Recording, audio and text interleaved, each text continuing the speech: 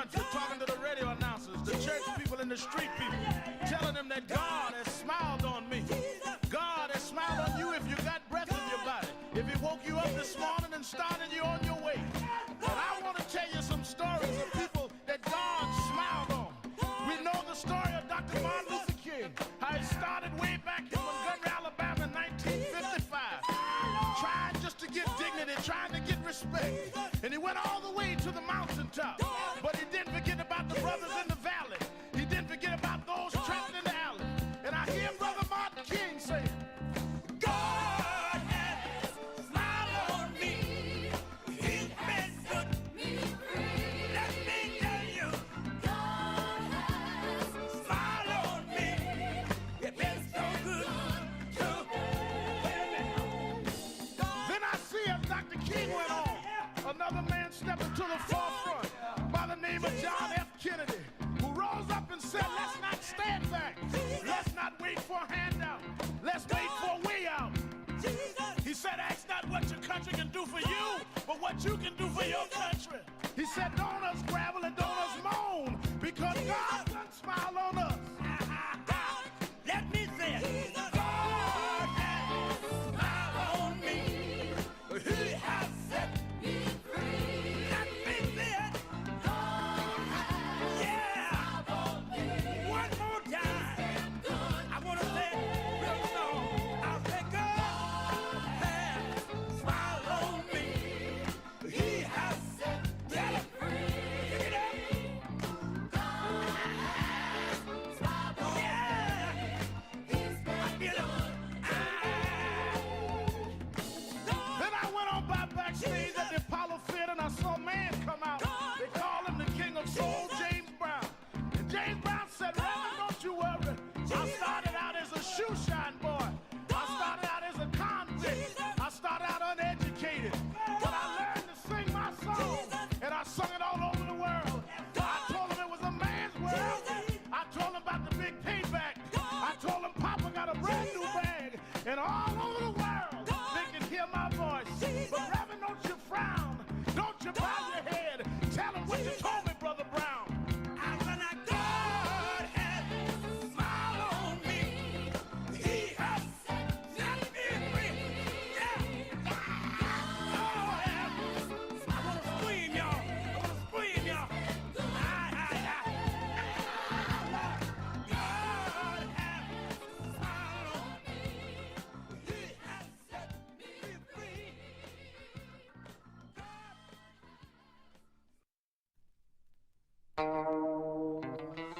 God has smiled on me. He has set me free. God has smiled on me. He's been good to me. Let me tell you, God has smiled on me. He has set me free. God has smiled on me. He's so good to me. Let me tell you, God has everybody, sometimes, He has set me free. I feel so good. Oh yeah. One more time. Yeah. Every day of my life, I feel it. It gives me strength and energy. Help me to sing. He's been good to me. Oh yeah. This is Reverend Al Sharpton of Brooklyn, New York. I've been traveling around the country talking to the radio announcers, the church people and the street people, telling them that God has smiled on me. God has smiled on you if you got breath in your body, if he woke you up this morning and started you on your way. But I want to tell you some stories of people that God smiled on. We know the story of Dr. Martin Luther King, how he started way back in Montgomery, Alabama in 1955, trying just to get dignity, trying to get respect. And he went all the way to the mountaintop. But he didn't forget about the brothers in the valley. He didn't forget about those trapped in the alley. And I hear Brother Martin King say, God has smiled on me. He's been good to me. Let me tell you,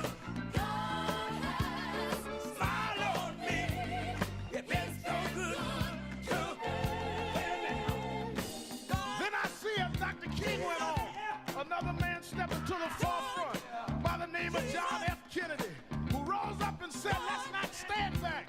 Let's not wait for a handout. Let's wait for a way out. He said, ask not what your country can do for you, but what you can do for your country. He said, don't us gravel and don't us moan, because God doesn't smile on us. Let me say it. God has smiled on me. He has set me free. Let me say it. God has smiled on me. One more time. I want to say it real slow. I'll say God has smiled on me. He has set me free. Pick it up. God has smiled on me.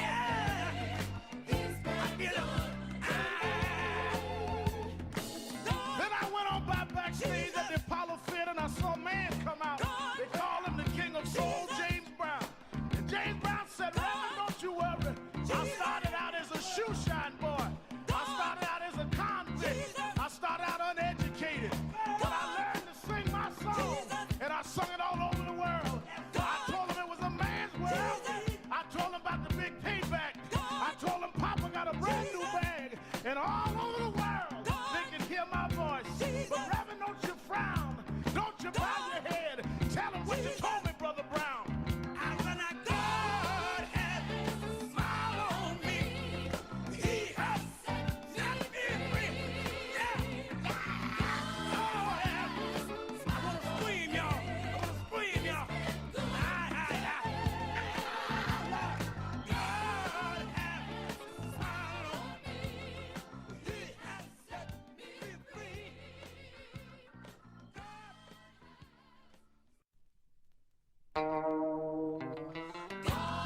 has smiled on me.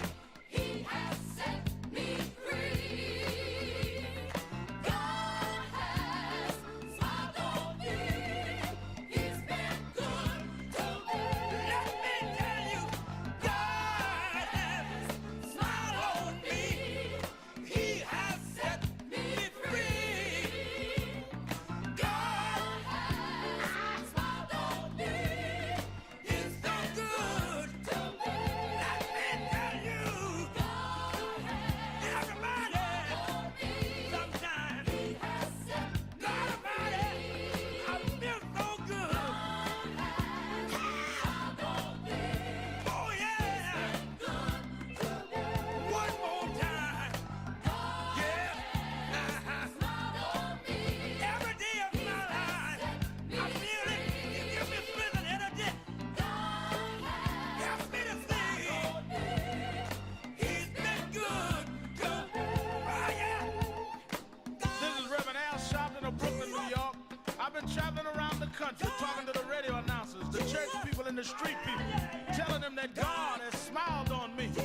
God has smiled on you if you got breath in your body, if He woke you up this morning and started you on your way. But I want to tell you some stories of people that God smiled on.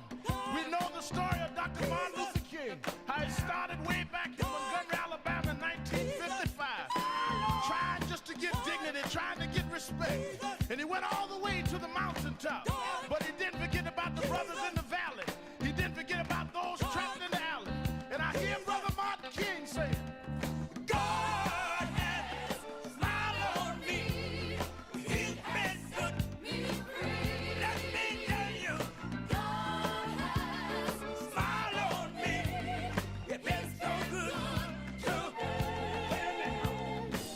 Then I see as Dr. King went on, another man stepped into the forefront by the name of John F. Kennedy, who rose up and said, let's not stand back.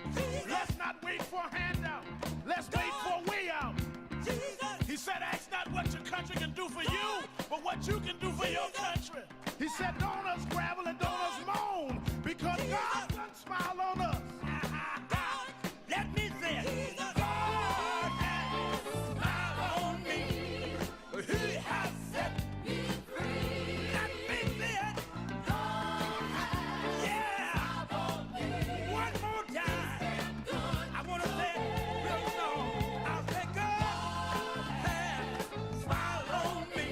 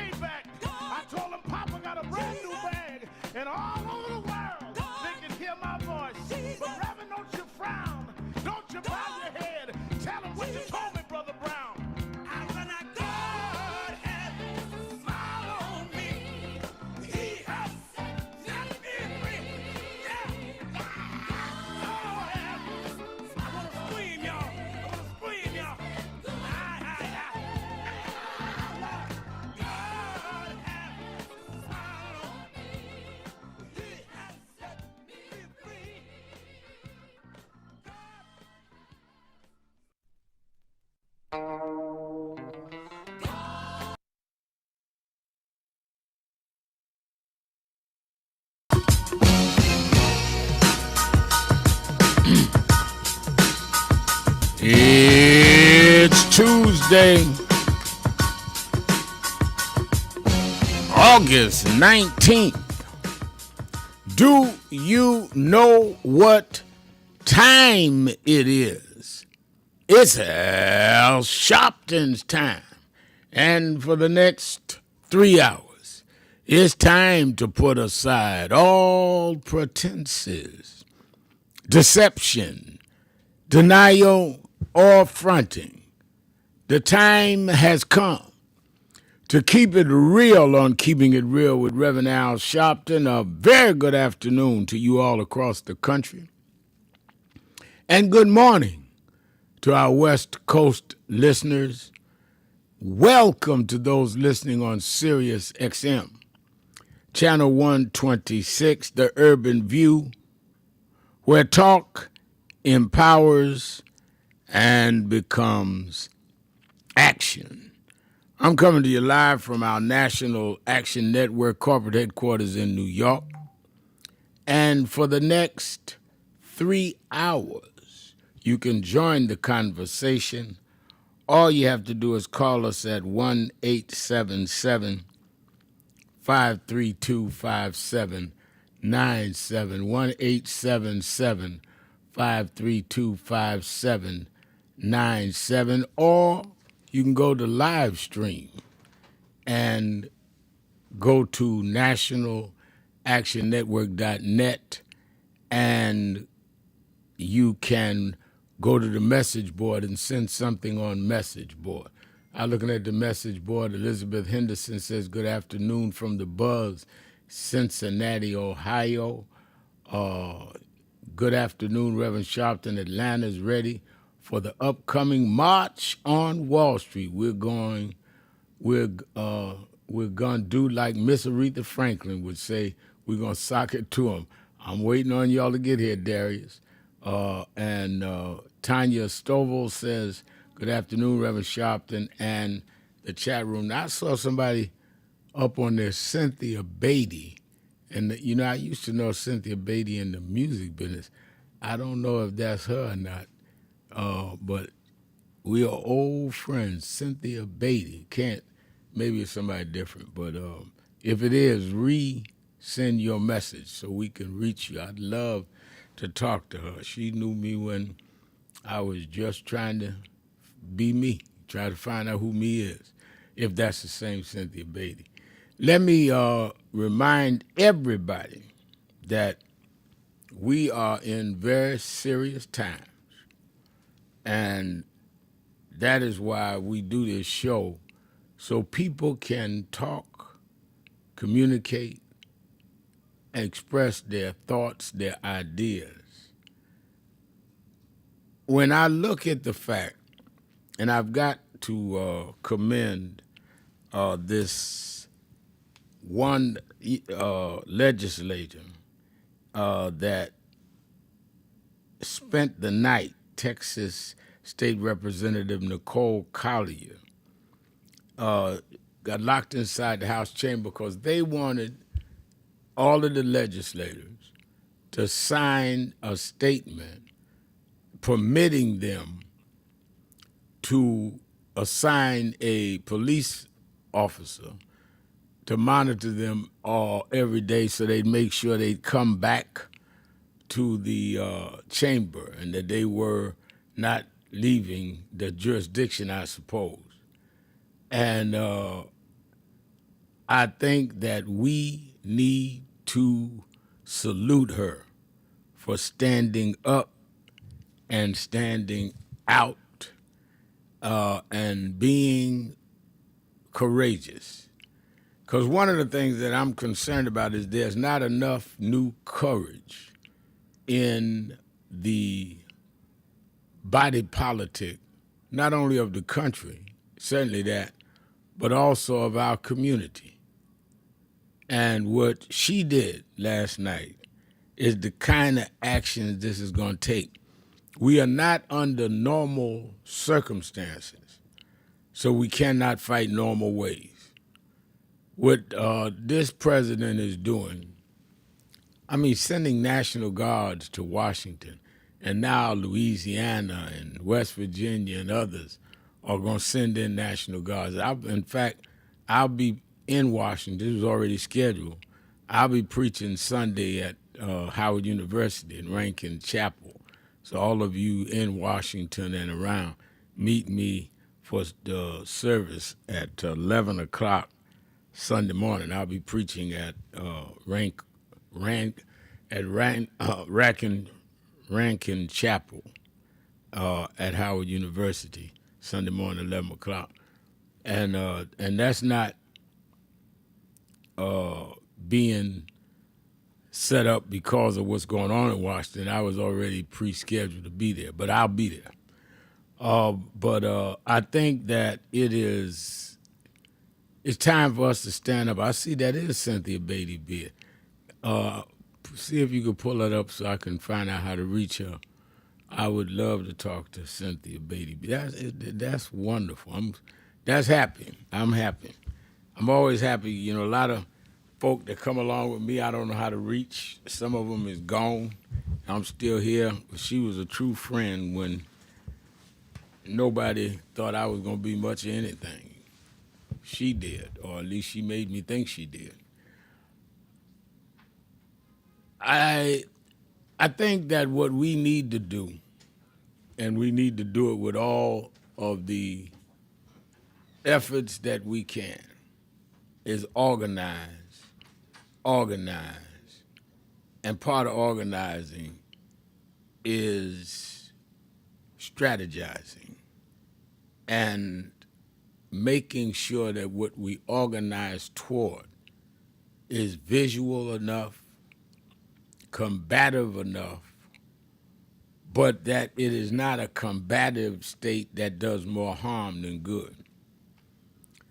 It is easy to just express yourself, but if it's done without a strategy, you end up being a casualty and the movement doesn't move forward. And one of the things I've learned in the years I'm out here is that you've got to strategize with cause and effect. If I make this move, what will happen? What is the effect? And if the effect is positive, then you go with it with all you got. If the effect is not, then you hold back because you just don't need. They play on us to just be emotional and not strategic. Let your emotions drive your strategy. You know, sometimes people say, well, Sharpton and them marching and all that, that's too radical. Then you got others that say, well, they support candidates and try to put people in office. One guy just wrote Democratic Shield. Democratic Shield how? It's all kinds of opinions. But let me tell you, I learned very young that if you are not being criticized, it's because you're not doing anything. We are in times where, can you imagine that in 7 months in the White House, this president has been able to get major corporations and universities to end DEI, their diversity, equity, and inclusion programs, say he's going to suspend voting by mail, say he is going to, and he has put through this big, beautiful bill, which is big, ugly bill, where they go back to the 2017 tax laws that gives a tax cut to the rich, and it is paid for by cutting Medicaid and SNAP. It's all in 7 months he's done all this. Internationally, he has kept his promise that he was going to end the war in Gaza, end the war in Ukraine. Now he had the meeting yesterday with the heads of European nations, the head of the European Union, and Zelensky. And now they're going back and forth to deal with the whole question of will Putin meet? Putin last night bombed Ukraine heavily. And he's not even talking about what's going on with his friend Netanyahu. And no one is bringing up what's happening in Sudan, Chad, Congo, Haiti. I'm going to keep saying it every day. And I think this is crazy. And like I said, don't worry about the critics. I see one critic say, Reverend Al's not afraid to get arrested because bail is coming for him. What about the rest of us? Well, I did 90 days in jail one time for leading a demonstration in Puerto Rico, 45 days twice. They didn't always give you bail, Mr. or Mrs. Trawler. You got the wrong playbook. I like to answer some of the trawlers because I like them to understand if they're honest, they may be misinformed. If they're not, then I just answer them anyway. Let's take a break. I'm going to open up the phones. So much to talk about. Keeping it real. Keeping it real. Sharpton. Be right back. Did we get a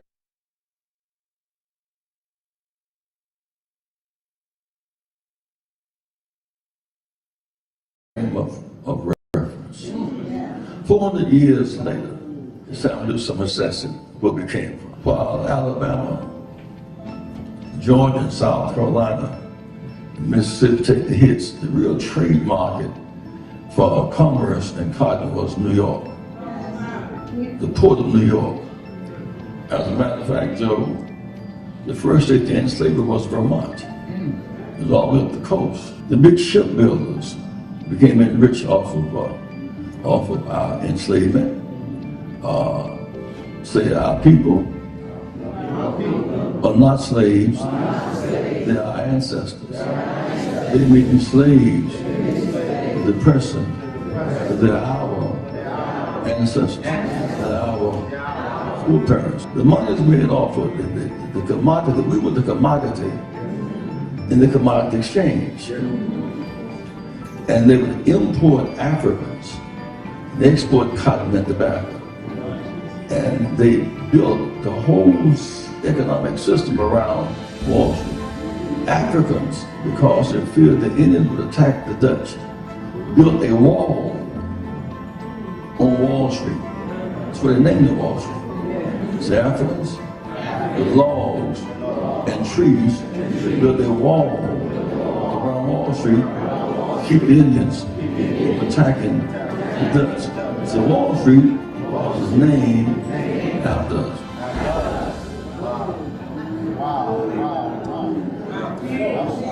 There's a burial ground on Wall Street, which we should all visit.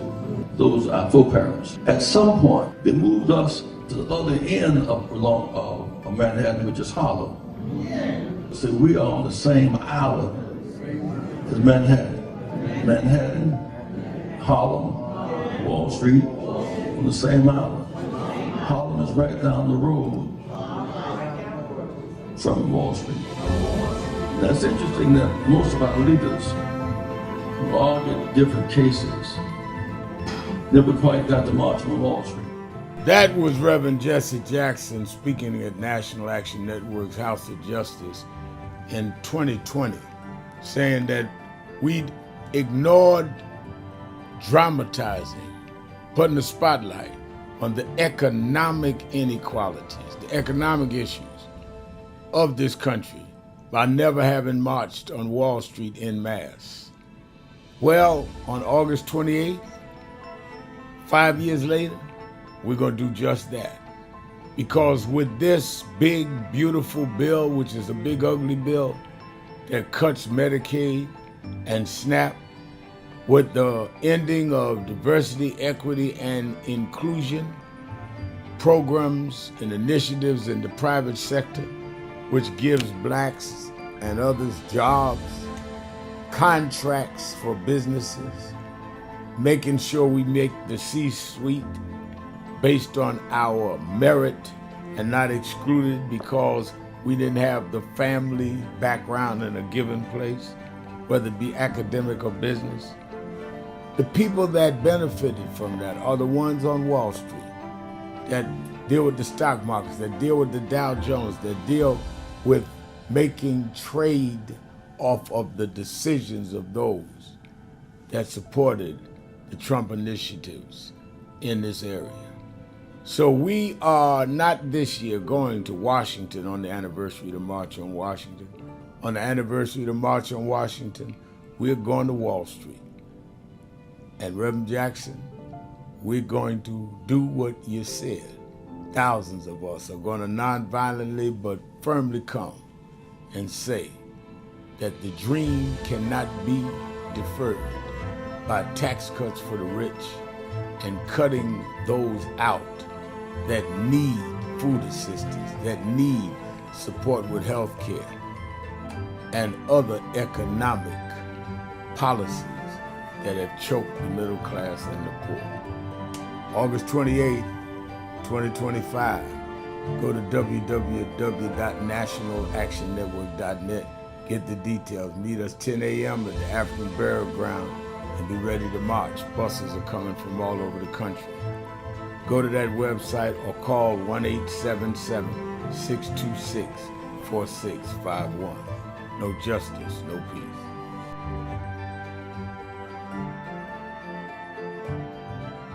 One year ago and change, 67 weeks ago, we started marching every Thursday, am I right, on the offices of Bill Ackman. Bill Ackman was the architect of ending DEI, which is diversity, equity, and inclusion. He started it. I want to give a little history because a lot of people get Negroitis and get confusion. I don't even mind your ego, everybody need one, but you don't have to become contrary and duplicitous. We got to have integrity even among those with ego. So we started when they first came out against DEI. Now Ackman and them started it going at Harvard University, forcing out the first black woman and first black president of Harvard. We went to his office and been going 67 weeks. I went first 10 to 12 weeks. And this brother, stand up, Reverend Ron McHenry, coordinator House of Justice. This brother has been there every week. Many of you here in the audience have marched every week. So we didn't just get in this, we were in it the day they came at Claudine got. Last year's convention, we dealt with DEI. This year we said that we're going at these corporations that had come out against DEI. Many of you, most of y'all I'm looking at was at the convention. And we hit Pepsi. Pepsi called and said, all right, we 8-9 days in, we agree to meet. And we went, purchased New York. Chairman of our board, Reverend Dr. W. Franklin Richardson, and Carol Wallace, who's a special advisor to us on finance, and laid out to them that one, we don't care what you call it, DEI, IED. Y'all are gonna keep your commitments in terms of the black community. And that means we don't want special privilege, but we do not want to be specially excluded. This is not about we don't want merit. We feel if our people are at the table, we can beat anybody on merit in many cases. So we want from employment to your board, to how you deal with marketing, to who does your financial investment. We want to go across the board with that. Otherwise, if you don't want to deal with the question of diversity in how you do your business, then don't deal with diversity in your consumer base, because you don't believe in diversity. So we just will try to remove all the dollars we can from buying your stuff. In fact, I told the chairman, maybe the chairman of the board, maybe the CEO, I said, in fact, I learned that not from growing up civil rights, I learned that from Donald Trump. I said, what do you mean? I said, Donald Trump said he's gonna redo tariffs, that if he doesn't get what he wants for the country, they were gonna raise the tariff. I'm doing the black tariff reverse. If we don't get what we want, I mean, y'all can't be for Trump and tariff and not be for us in the African American community with a tariff. Stop telling yourself you're not confident of what you could do. When people with half your skills and a quarter of your talent have gone on to create big waves in life, if you look at them and you know you're more gifted than them, then what is your problem? You are looking for someone to come and drag you into success. You've got to use what you have, which is, in my judgment, more skillful than others I've known in your area. Use that and believe in that, and your confidence will build up as you get going and start doing. And don't chase the spotlight. Sharpen your skills. Live in your purpose. And you'll get so good the spotlight will be.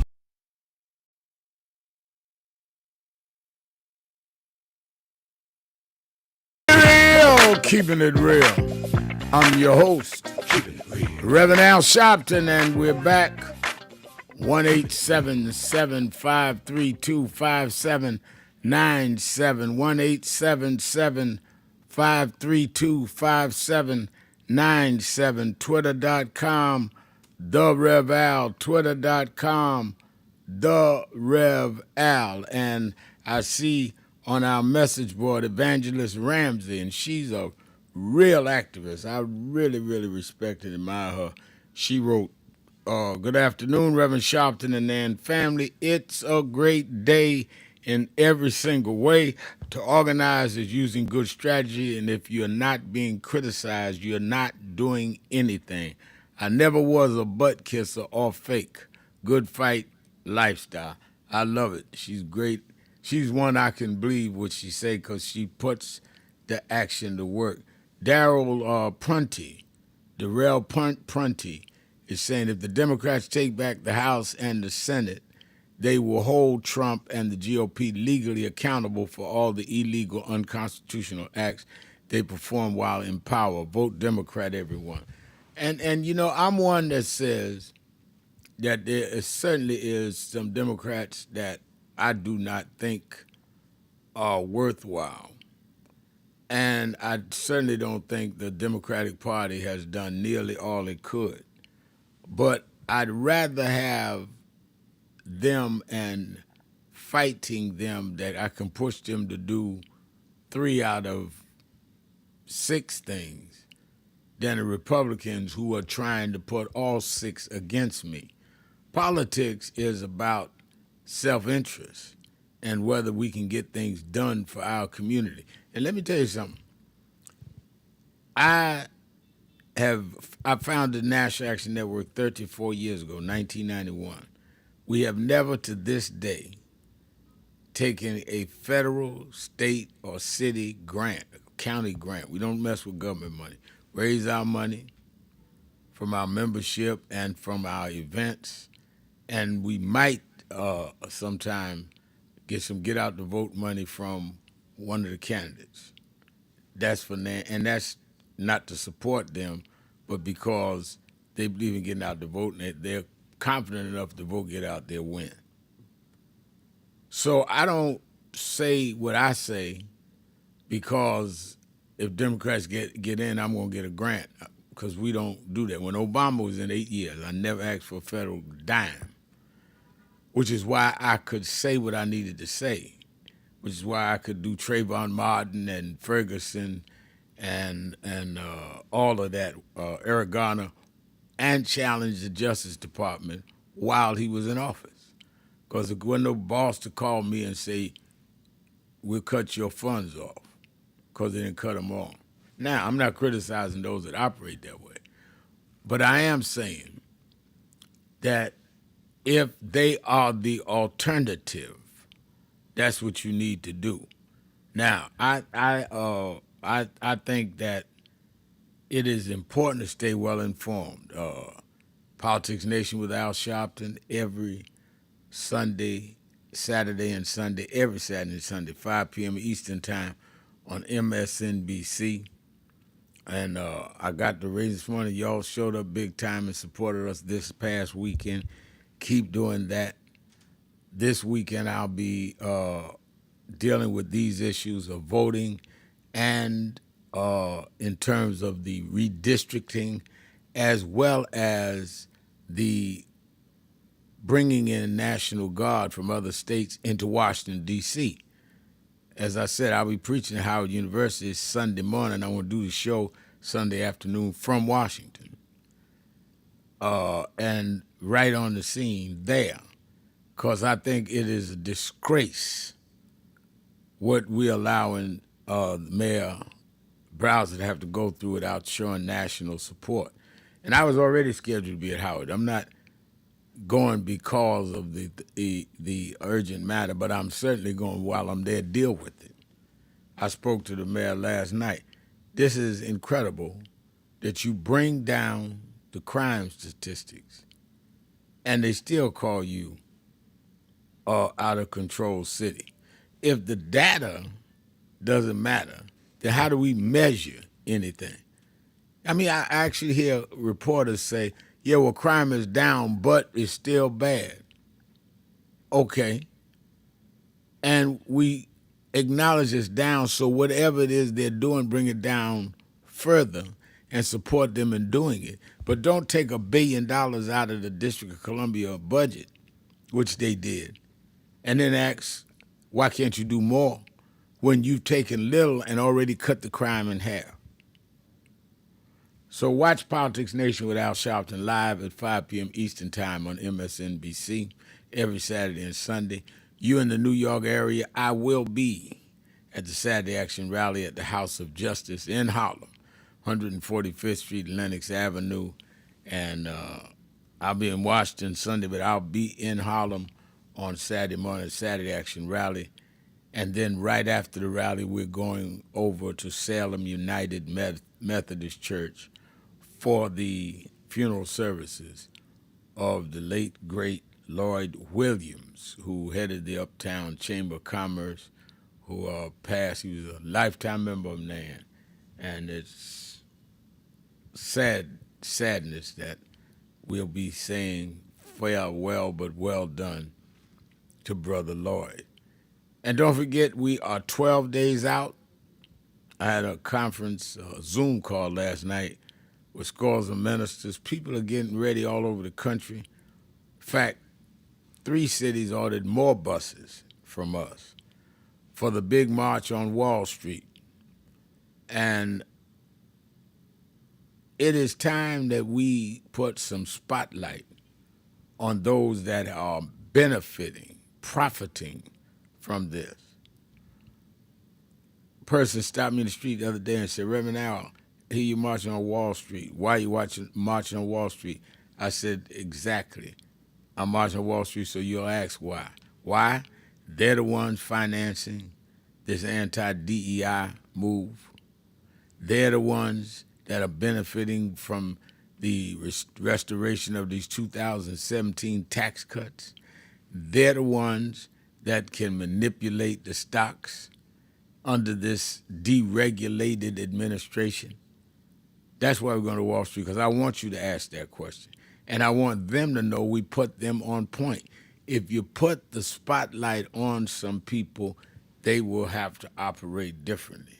They've been getting away with doing all of this and benefit all of this and acting like it's just there, over there. No, it's you too, and you're benefiting from it. So I need everybody under the sound of my voice that can to be at the march on Wall Street, August 28th. You can call the toll-free number now at 1-877-626-4651, 1-877-626-4651, or go online, www.nationalactionnetwork.net, and we'll let you know if there are buses leaving near you. If you want to organize a bus, we'll help you. But let us shake the nation next Thursday, August 28th. Let's take a break. Be right back. Keeping it real. Sharpton. Right after this.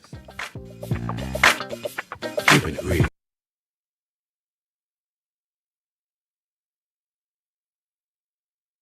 I want to ask you a question, and that is, what is in your life's blueprint? This is the most important and crucial period of your lives, for what you do now and what you decide now at this age may well determine which way your life shall go. And whenever a building is constructed, you usually have an architect who draws a blueprint. And that blueprint serves as the pattern, as the guide, as the model for those who are to build the building. And a building is not well erected without a good, sound, and solid blueprint. Now each of you is in the process of building the structure of your lives. And the question is whether you have a proper, a solid, and a sound blueprint. And I want to suggest some of the things that should be in your life's blueprint. Number one in your life's blueprint should be a deep belief in your own dignity, your own worth, and your own somebodyness. Don't allow anybody to make you feel that you are nobody. Always feel that you count. Always feel that you have worth. And always feel that your life has ultimate significance.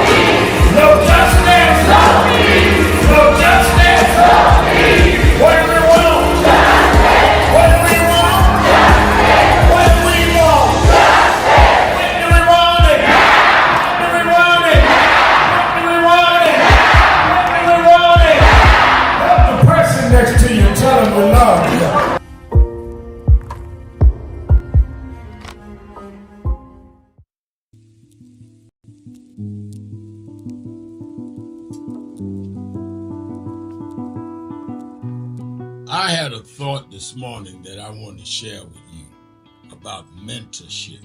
I am able to do a lot of what I do because I had great mentors, but there are correct ways and incorrect ways to mentor people, in my opinion. I was mentored as a boy preacher by Bishop F.D. Washington, one of the great Pentecostal preachers of his time. Then Reverend William Jones, who became my pastor after Bishop Washington died, who was unquestionably in the top 5 black church ministers, theologians. Reverend Jesse Jackson, who I started my activism under his leadership, he and Reverend Jones. And I learned politics directly as a youth director from Shirley Chisholm. So even though I didn't finish college, I had the most unique education in the world from being exposed to giants.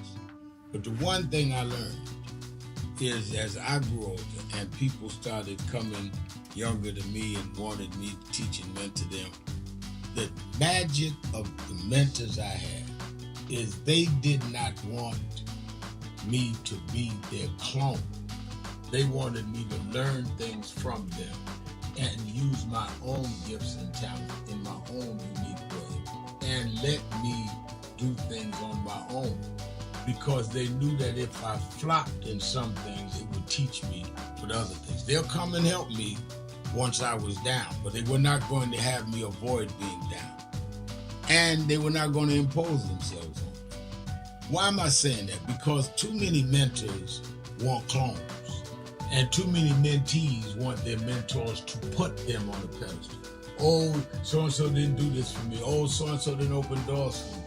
If they got to open doors for you, it may mean that they knew you weren't ready to go through those doors. Their job is to prepare you. Your job is to develop your own skills, your own unique ways. And I don't care if it's my daughters, who both have come into their own, or anyone else. I'm not a talent agent. I did not form National Action Network to give people their step up. I formed it to fight for justice for everybody. If talented people get in, it's my job to invest and give them a platform. It's their job to get on the platform and perform and show their ability. Sitting with me today in the office as I talk about is one of my mentees, Reverend Stephen Marshall. Now, Stephen, you just came around us when you were how old? 11 years old. 11 years old. You just turned 40 and now you're called to the ministry? Yes, sir. And what are you doing National Action Network? I formulate policies, lead in various regions, but most importantly, I senior advisor to you on all things from social justice strategies, politics, intergovernmental affairs, you name it, community organizing, all of that stuff. And I could go through scores of others. My daughter started Huddle. They got Huddles now, which is for young people to meet once a week all over the country. I just saw the video from the Las Vegas National Action Network chapter. Now, when you decided to preach, did I ever tell you to become a preacher? Not one time. Who called you to preach? The Lord. All right. And did I say go to this school or that school? No, sir. Did I open this door, that door? Did I tell you be ready when the doors open? Always be ready and prepared. And that's what I'm saying. Get you some young people than you that you can help along the way. But don't be their talent agent. Their talent must speak for themselves. And anybody that grumbles with you about so-and-so didn't do something for them, maybe it's because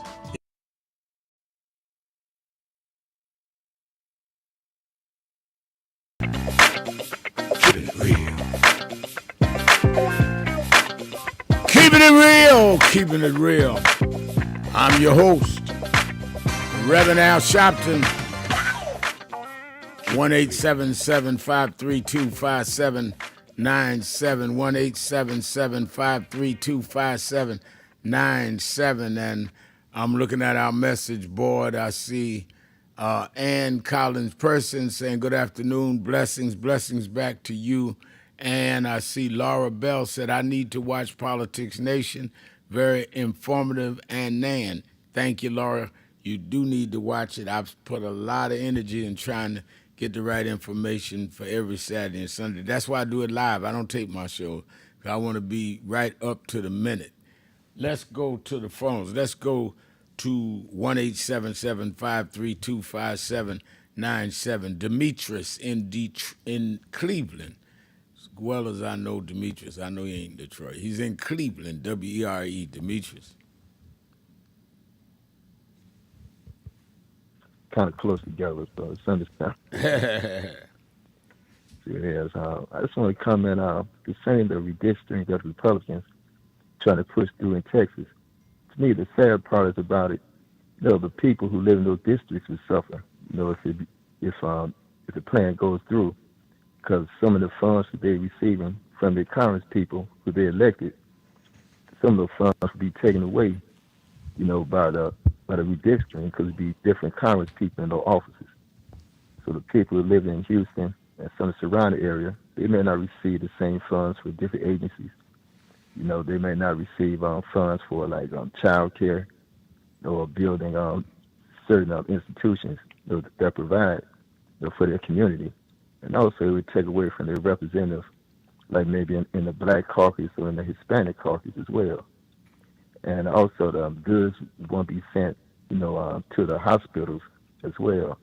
So people in Texas will suffer, because even though Governor Abbott, to me, he's not doing a good job, because whenever there's a catastrophe in Texas, when it comes to the hurricanes, the utilities is not properly taken care of, people don't have their lights on long period of time when it's flooding. So if they don't have anyone in Washington, make sure the funds come to their state, look out for them, especially in minority areas of that state. they would really suffer. And if that plan goes on to other states as well, they try to imitate what happened in Texas. The same situation would happen in other communities around the country. Right. And concerning the National Guard troops that is being sent to Washington, D.C., they shouldn't be sent there. Like you said before, the crime rate is not that high. But you made the point yesterday as well.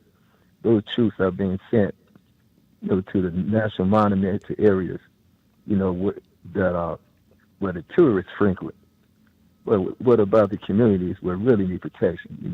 Where it's crime high rate in the urban areas? Those places are being neglected. Why they can't make sure that people can go to work safely, people can go to school safely, their house will be broken into, provide money for drug treatment or for community action to protect their community.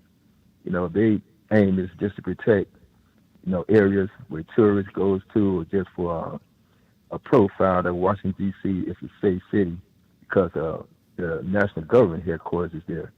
But they're really looking out for everyone. They make sure the urban areas are protected. To me, that they really don't care about crime in urban areas as long as they feel blacks killing each other or so-called Latinos killing each other or poor people killing each other. They don't have no concern about that. They're concerned about themselves and just having a profile for Washington, D.C. like it should be a model because the capital of the United States, and also just to oppress people who's standing up because they never come to the rescue of crime in the urban area. But they're seeing National Guards there. There's someone having a legal protest, stand up for rights. They're seeing National Guards there. What they did going back to Tulsa. They sent guards there. People had no right. They had no right to send National Guards there. So there's always neglect of the urban community, when it comes to protecting us. But when they want to hold the urban community down, or they want to incarcerate some of their leaders or oppress them, or they send the guards in there unjustly, for oppression through the National Guard or through illegal police tactics. So it's unjust, and it's just to uphold the power structure, and also just to keep the struggling people, no matter what race they are, from speaking out or from making major moves to better themselves. Okay, thank you, Reverend Sharpton. All right, thank you for your call. I think, as always, you make some very poignant points. Mm-hmm. And let me ask you this, though, before I go to the next caller. When you say that, when you raise the issue of that some Democrats will get some things done, then they go to the other states and not done. Break that down. Because are you saying that to say that the National Democratic Party ought to be putting out an edict that all of them follow or at least weigh in on? Yes, all the Democratic Party, they have to unite. Not just certain states like California, they're trying to redistrict. But this is a Republican Party, spearheaded by Donald Trump. They have the national agenda because it's not just going to stop with Texas. It's still going to spread to other states as well because other states is looking and see how far this can go. And if the courts don't put an end to it, they're going to use the same techniques because gerrymandering is taking place all over the country. But it's not out blunt like it is now what Texas wanted to do because they know they don't supposed to be doing this until it's time for the census. So if other states see Texas can get away with it, they're going to step up their pace. So that's why it's important for all the Democratic Party within all the states and the citizens as well, to not let their elected power be taken away, by any one group of people who trying to maintain power for themselves. Not just for a short period of time, because they can do this. It'd never be a point where people can vote, to have a representative and always to represent their interests, because the district's going to always be leaning toward one party. It'd be a one-party country, just like it is in the Soviet Union, like it is in China. The people want they'll go to the polls, they'll vote to be neglected, be that one party, and it'd be a distance between the poor and rich. It'd be more poor people, and the rich people would be on top because they'll control all the resources, they control the vote, and the people in the office going to be looking out for them, and the struggling people would never be heard. So that's why I believe it's important that the Democrats stand up for it.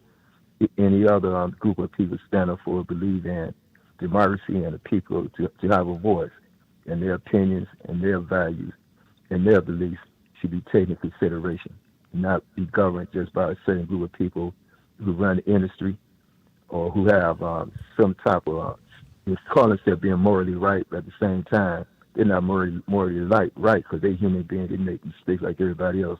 So you can't judge anyone else, especially when they're doing some things behind closed doors that's not right. All right. That's my opinion. All right. Thank you for your call and for elaborating on that. Let me go to Ken in Florida. Ken, you're keeping it real with Al Sharpton. Yes. Thank you for taking my call. Al, what's the update on the economic development plan that I think it was spearheaded by Robert Smith, the billionaire? What do you mean? What the economic development plan? Yeah, I think 2 years ago when you all had the National Action Network conference, Right. you had announced that he was going to be working on an economic development plan. No, he announced it, and he said he was going to be investing in helping young entrepreneurs get started, and that he also was going to be working on making sure that various large corporations that make money out of our community do business with our community. And he's doing that. I know direct investments and companies that we worked with that they are using black businesses, including agencies. So follow that up. Okay, I just hadn't Were you at this year's convention? No. We report all that at the convention. But y'all don't do it on your show. Well, the show is a talk show, and this is not a National Action Network show. National Action Network come on Saturdays at the Saturdays rally. We report on there. But I cannot mix what they do with talk show contracts with just giving everything to my organization. But again, we gate the reason we have a convention is so from year to year we report on what we said last year, what we did, what we didn't do. So the report from 2 years ago was given this past April. Okay.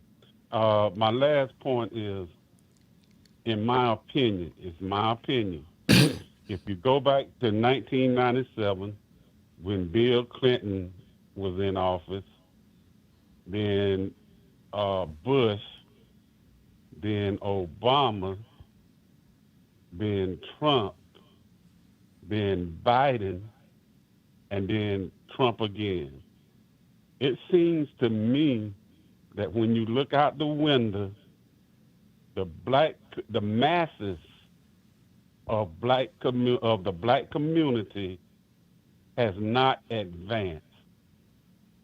The masses of, in my opinion now, from 1997, Bill Clinton, to 2025, Trump's second term, the black community is in the masses is in the same condition as they were from 97 to 2025. All right, let me ask you this. In 97, what were the health conditions in terms of being able to deal with if you got ill and needed to be insured to take care of your health cares for you and your family? What position were we in 97, and what position are we in now? Okay, I'm talking about. Oh no! Whoa! We ain't gonna have that, bro. No. You raised the point. I let you raise it. You started with Robert Smith. Then you made your point, and you said it twice. So now you're going to tell me to don't ask you the question or what? You can't change the question. You raised it. Now answer the question. It is that you want to talk about, and I'm answering. You ain't gonna let me what? Hey, bruh, try some other show. You raised the point, and because I asked you a specific on your point, now you're gonna get all agitated. I'm gonna give you one more chance. You said nothing has changed for the masses, and I said fine. Since 97 to 25, in terms of health care and being able to deal with insurance for your family for the masses, are we the same place we are in 97? And you can't answer that because it dispels your premise. You set the premise, brother. Try somebody else. Keeping it real. That's what I do. Sharpton, that's my name. Be right back. Hey, Rev. Yeah. Hey, I had to tell.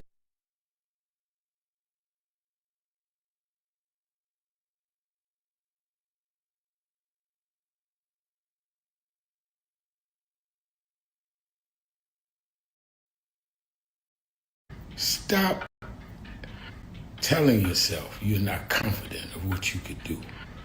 When people with half your skills and a quarter of your talent have gone on to create big waves in life, if you look at them and you know you're more gifted than them, then what is your problem? You are looking for someone to come and drag you into success. You've got to use what you have, which is, in my judgment, more skillful than others I've known in your area. Use that and believe in that, and your confidence will build up as you get going and start doing. And don't chase the spotlight. Sharpen your skills. Live in your purpose. And you'll get so good the spotlight will be chasing you. Be so good they can't help but talk about you and put the spotlight on you. You don't get your energy from chasing the spotlight. You get your energy by chasing your purpose. The spotlight and other adulation will come with it. Have a great day.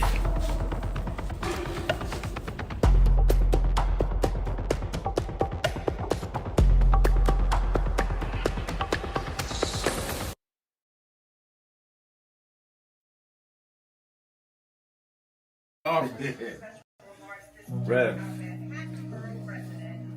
you know you were right there From the beginning. with the stuff that Yep. was going on in Brooklyn at Yeah. that time, at Yeah. Howard Beach. You were right there. He had in one of the early movies, he had my name. Then he put me in Malcolm, and I wasn't even old enough to know Malcolm. We've been through it all. For those who see Malcolm X, it's 3 hours. But fast forward to the scene you saw Yep. Bobby Seale. Right. Bobby Seale, Denzel, and me. Yeah. Denzel was on the set. Now let me ask a question. Yep. What was your weight on that scene? I probably about 270. I was bigger then. Yeah. Still had the hair, And man. you had the head on. Yeah, it was. Denzel, yourself, and Bobby Seale. Yeah, all in one scene. And also, there was no cut, so we went like this. That's right. That's right. That's right. Yeah. Only Spike could have done that. It's my brother right here. My baby. Brooklyn's in the house. Yes, sir. Brooklyn's in the house. BK.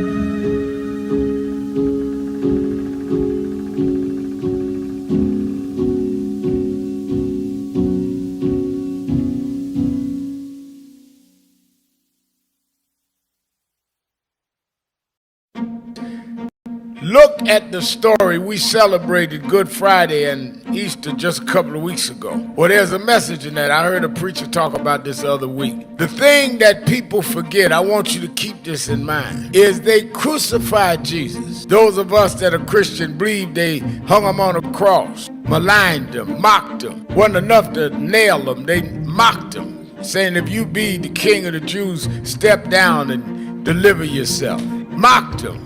Ridiculed him. He wanted water, they gave him vinegar. Crowned him with a crown of thorn. When they should be giving you your celebratory, they're going to give you some attacks. But the end of the story was they went and laid him in Joseph's tomb. Didn't even have a family tomb. Didn't have insurance like some of us. Laid him in a borrowed tomb. But the third morning, this is the story they tell it. The third morning, when they came to where they laid him, he wasn't there. My message is to you today that don't let them catch you where they laid you. They may kill your name. They may crucify your character. They may tell you you are nothing from nowhere, but when they come to where they laid you, let you be gone on to somewhere else. I've been called everything but a child of God. They said I'd be nothing going nowhere. They castigated us. They called us troublemakers. They called us loudmouth. And when they came to see me go to jail, I wasn't there. They can catch me on MSNBC now. They can catch me leading marches now. I serve a God that not only will go through the crucifixion, but will bring you through the resurrection. We're going to resurrect in the city. Stand up, black man. Stand up, black woman. This is our time.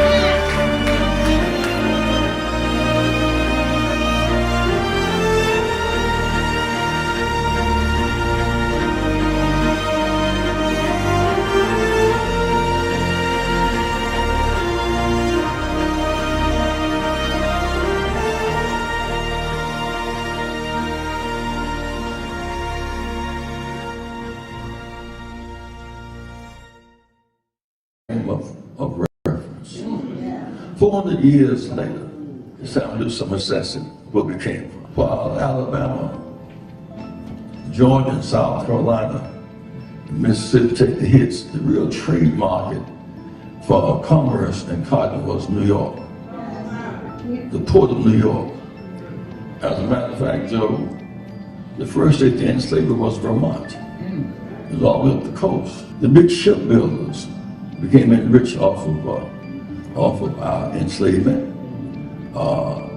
Say our people are not slaves, they are our ancestors.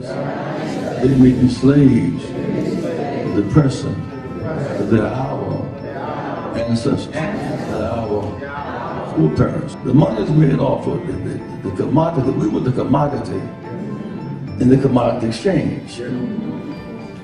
And they would import Africans, they export cotton and tobacco. And they built the whole economic system around Wall Street.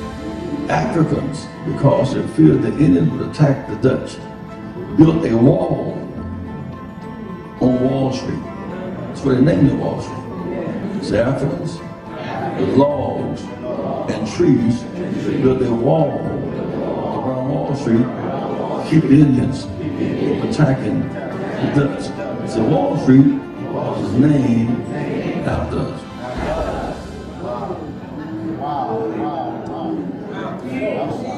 There's a burial ground on Wall Street, which we should all visit. Those are our foreparents. At some point, they moved us to the other end of Manhattan, which is Harlem. So we are on the same island as Manhattan. Manhattan, Harlem, Wall Street, on the same island. Harlem is right down the road from Wall Street. That's interesting that most of our leaders who argued different cases never quite got to march on Wall Street. That was Reverend Jesse Jackson speaking at National Action Network's House of Justice in 2020, saying that we ignored dramatizing, putting the spotlight on the economic inequalities, the economic issues of this country by never having marched on Wall Street en masse. Well, on August 28th, 5 years later, we're going to do just that. Because with this big, beautiful bill, which is a big, ugly bill that cuts Medicaid and SNAP, with the ending of diversity, equity, and inclusion programs and initiatives in the keeping it real. I'm your host, Reverend Al Sharpton, and we're back. 1-877-532-5797, 1-877-532-5797, or you can put a message on the message board at live stream at nationalactionnetwork.net. Let's go right back to the phone. State Senator Cecil Thomas is on the line from Cincinnati. Senator Thomas? Good afternoon, Reverend, and good morning to the West Coast listeners. Reverend, I'm calling you not in my capacity as the state representative, but as a newly elected president of the Greater Cincinnati chapter of the National Action Network. And the reason I'm calling, Reverend, is I don't know if you are aware of a brawl that took place in our downtown Cincinnati on July the 26th. It's been all over the media circuit, locally, nationally, and as well as internationally. Yeah, I've seen it. And it's known. Okay. Well, that situation, Reverend, we're seeing that the only individuals that have been arrested to this point are 7 African Americans. And that's so critically important simply because the individual that actually started the fight was a white gentleman who chose to decide he wanted to fight anybody in the group of folks that he came in contact with down in the downtown area near an African American club. He had been in the club with his group of folks that was with him. It was maybe 5 or 6, maybe 7 white individuals. And when the club closed, this gentleman had been drinking along with the others. They were celebrating somebody's birthday. And he happens to be from Russia and all this stuff. Well, he came outside and he started challenging people standing outside. He said, I'll take on any of y'all. Anybody want to fight. Even his own group tried to calm him down. But he was determined to fight somebody African American. Then one thing led to another. The black folks were trying to break, saying, man, go on about your business. We don't want to fight you. We ain't got nothing to do with you. But he insisted. So he kicked an African-American's car. This guy gets out the car and says, hey, man, what are you doing kicking my car? We don't want to fight you. Get away from us. So words were exchanged there, and there was a little pushing and shoving, but nobody punched anybody, anything, and people got in between them to break it up. So while the people were between them breaking it up, and this is black and white trying to stop the fight, the white guy reaches over and slaps the black guy. And at that point, all hell broke loose. So in the end, the police arrived after everybody had left. The white folks called the police. And when the police arrived, they took what the white folks said happened and then ran with that. So let me get this right, brother Cecil. The white Russian guy you saying came out and started challenging all of the blacks that he wanted to fight, and he started this because the way the national media played it is like these gangs of blacks beat up this white kid. That's not what happened. That is not what happened. And what the media was showing was what was released by the police in terms of the videos that they wanted released. And as a result of that, all they saw was the white guy getting beat down by the black guy, and any of the other folks that got involved in it, they were getting beat down. And one of the white females, she was trying to break it up and got knocked out on the ground. I'm not condoning that. Nobody's condoning that. The guy hit her and he knocked her completely out. However, what we are saying to the city of Cincinnati and to the police department, just be transparent. Let's see all of what videos you all have based on what the citizens still have, and let's put it together to piece together exactly what happened. And now, that's what wouldn't they have videos of when it began, when the guys first came out and started confronting blacks? Shouldn't that be on the street video cameras or whatever videos they got the rest of the? Okay, you have that. Yeah, they've shown that they've got on the video this guy demanding he want to fight anybody. Okay. And throwing out the N-word and all this stuff. But nobody was going to get involved with this guy. And the actual brawl started, well, I should say, when he kicked the guy's car, that guy wasn't going to sit back and say, man, go away, stop kicking my car. He got out and challenged the guy. Said, man, why did you kick my car? And at that point, when they're holding those two apart, they show some little, look like the white guy was spots, and he's kicking at a black guy, and who's got on black clothes, and the black guy, he's got his fist up like, hey man, what's wrong with you? But they broke that up. But then when they tried to break up the dispute between the guy that got his car kicked and the white guy reached over and slapped him. And that's when everything broke out. So the black community here in Cincinnati said, well, wait a minute. We understand if you say this guy got beat down and while he was down on the ground, somebody came and kicked him in his head. We understand, okay, you're going to charge somebody for that. That's the courts decide whether they're guilty or not. But don't ignore the actions of all the white people that were involved. And why weren't any of the whites arrested if they slapped somebody, if they kicked somebody's car? Why weren't they arrested?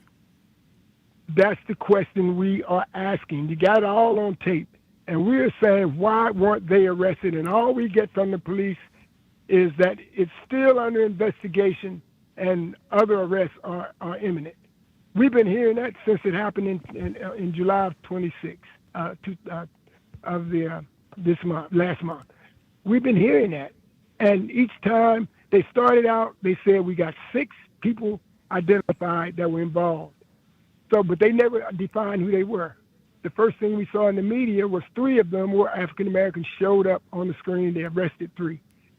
Then we said, okay, there's 6. The white guy that slapped the guy got to be one of the 6.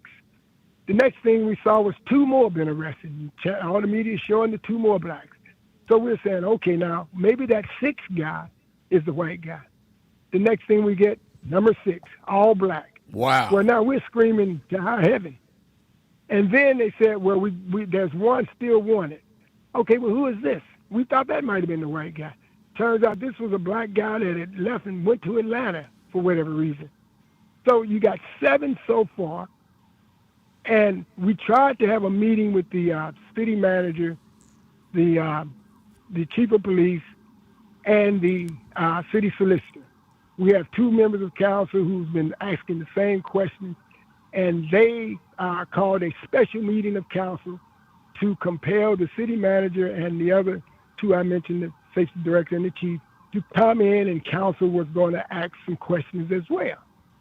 Well, the city manager said, no, we're not going to allow that meeting to take place simply because I'm not going to allow my chief of police and my city solicitor to speak because anything they say could compromise the investigation or any future investigation.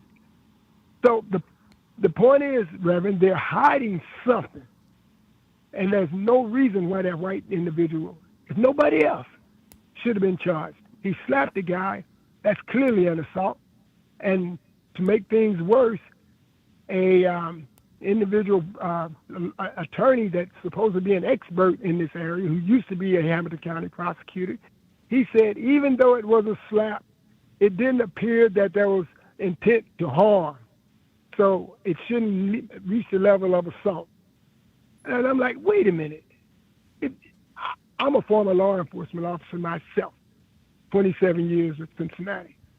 And I know that all I got to do is put my hands on you in any form, and you've been charged with assault. If I were to push you, all of that.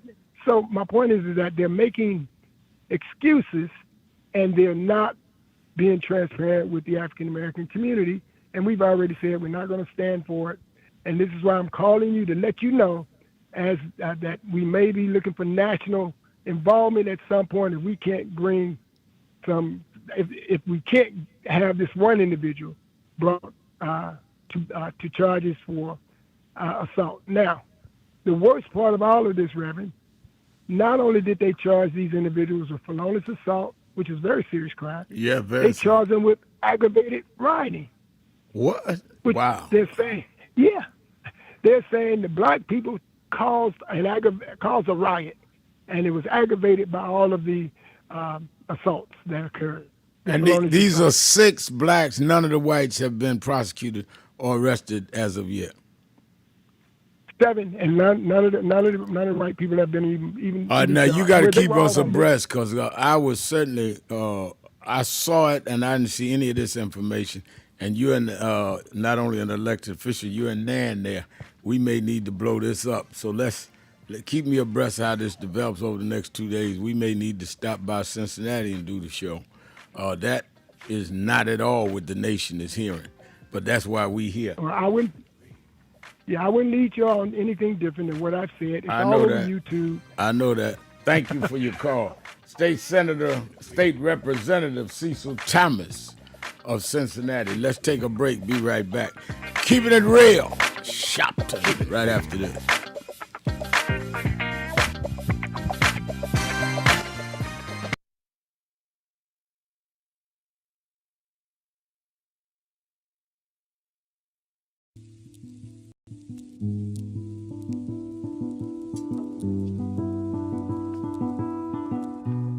I had a thought this morning that I want to share with you about mentorship. I am able to do a lot of what I do because I had great mentors, but there are correct ways and incorrect ways to mentor people, in my opinion. I was mentored as a boy preacher by Bishop F.D. Washington, one of the great Pentecostal preachers of his time. Then Reverend William Jones became my pastor after Bishop Washington died, who was unquestionably in the top 5 black church ministers, theologians. Reverend Jesse Jackson, who I started my activism under his leadership, he and Reverend Jones. And I learned politics directly as a youth director from Shirley Chisholm. So even though I didn't finish college, I had the most unique education in the world from being exposed to giants. But the one thing I learned is as I grew older and people started coming younger than me and wanted me to teach and mentor them, the magic of the mentors I had is they did not want me to be their clone. They wanted me to learn things from them and use my own gifts and talents in my own unique way and let me do things on my own, because they knew that if I flopped in some things, it would teach me for the other things. They'll come and help me once I was down, but they were not going to have me avoid being down. And they were not going to impose themselves on me. Why am I saying that? Because too many mentors want clones. And too many mentees want their mentors to put them on a pedestal. Oh, so-and-so didn't do this for me. Oh, so-and-so didn't open doors for me. If they got to open doors for you, it may mean that they knew you weren't ready to go through those doors. Their job is to prepare you. Your job is to develop your own skills, your own unique ways. And I don't care if it's my daughters, who both have come into their own, or anyone else. I'm not a talent agent. I did not form National Action Network to give people their step up. I formed it to fight for justice for everybody. If talented people get in, it's my job to invest and give them a platform. It's their job to get on the platform and perform and show their ability. Sitting with me today in the office as I talk about it is one of my mentees, Reverend Stephen Marshall. Now, Stephen, you just came around us when you were how old? 11 years old. 11 years old. You just turned 40 and now you're called to the ministry? Yes, sir. And what do you do in National Action Network? I formulate policies, lead in various regions, but most importantly, I senior advisor to you on all things from social justice strategies, politics, intergovernmental affairs, you name it, community organizing, all of that stuff. And I could go through scores of others. My daughter started Huddle. They got Huddles now, which is for young people to meet once a week all over the country. I just saw the video from the Las Vegas National Action Network chapter. Now, when you decided to preach, did I ever tell you to become a preacher? Not one time. Who called you to preach? The Lord. All right. And did I say go to this school or that school? No, sir. Did I open this door, that door? Did I tell you be ready when the door's open? Always be ready and prepared. And that's what I'm saying. Get you some young people than you that you can help along the way. But don't be their talent agent. Their talent must speak for themselves. And anybody that grumbles with you about so-and-so didn't do something for them, maybe it's because they didn't feel you were ready, or that they felt if they did it, you wouldn't do it on your own. But we all don't live forever. I want the next generation to speak of me, of National Action Network, and others. The way I speak of Reverend Jones and Bishop Washington and Shirley Chisholm and Reverend Jackson. But I just don't want young people to feel that somebody ought to give them the reins of leadership or give them the reins of business or whatever it is you're in. You need to learn from their journey, get the pearls of wisdom from them, but don't have them do for you, because then it means you can't do it for yourself.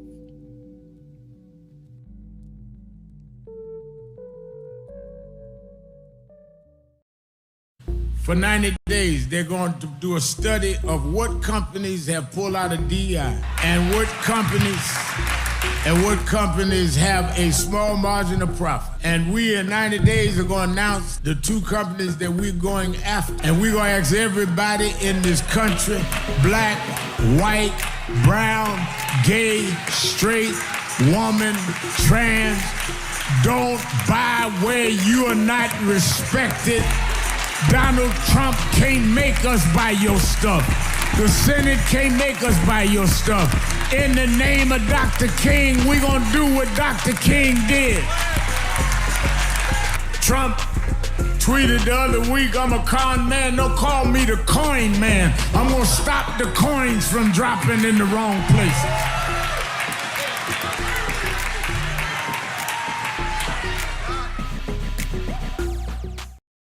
Thing past hope, because I grew up, like I said, single mama on welfare, and my mother told me there's a part in life that hope's gonna run out, but she told me you got a double barrel in your engine. I said, what is that? She said you can switch from hope to faith. Faith is a little deeper than hope. Bishop Hilly is here. Faith is when hope runs out. Faith is the substance of things. Hope for the evidence of things not seen. Faith is when we were emancipated after 246 years of slavery and walked off the plantations with no education, no money, no future. And we built black churches and black colleges and black fraternities. We had faith. Faith made us stand up to the most powerful nation in the world and turn it around. Faith means we went from the back of the bus to the front of the White House. We come this far by faith, leaning on the Lord, trusting in His holy word. He never failed us yet.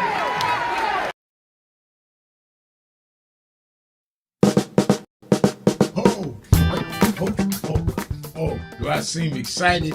I am excited because this Saturday, the National Action Network Saturday Action Rally starts live on WBLS 107.5 FM in New York.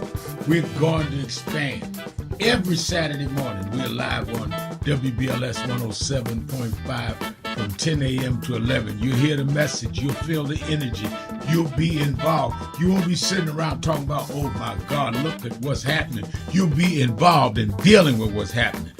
I'm excited, and you should be excited to turn on WBLS 10 a.m. every Saturday morning. I have a message for you. And if you want to, you can come to the House of Justice and be there live. 145th Street and Lenox Avenue. We kick off at 9, and we don't stop until we deal with getting our people energized.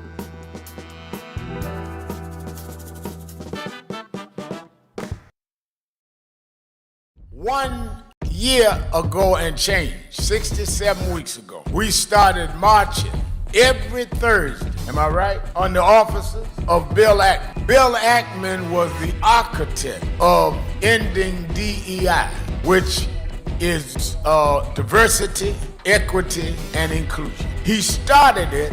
I want to give a little history because a lot of people get Negroitis and get confusion.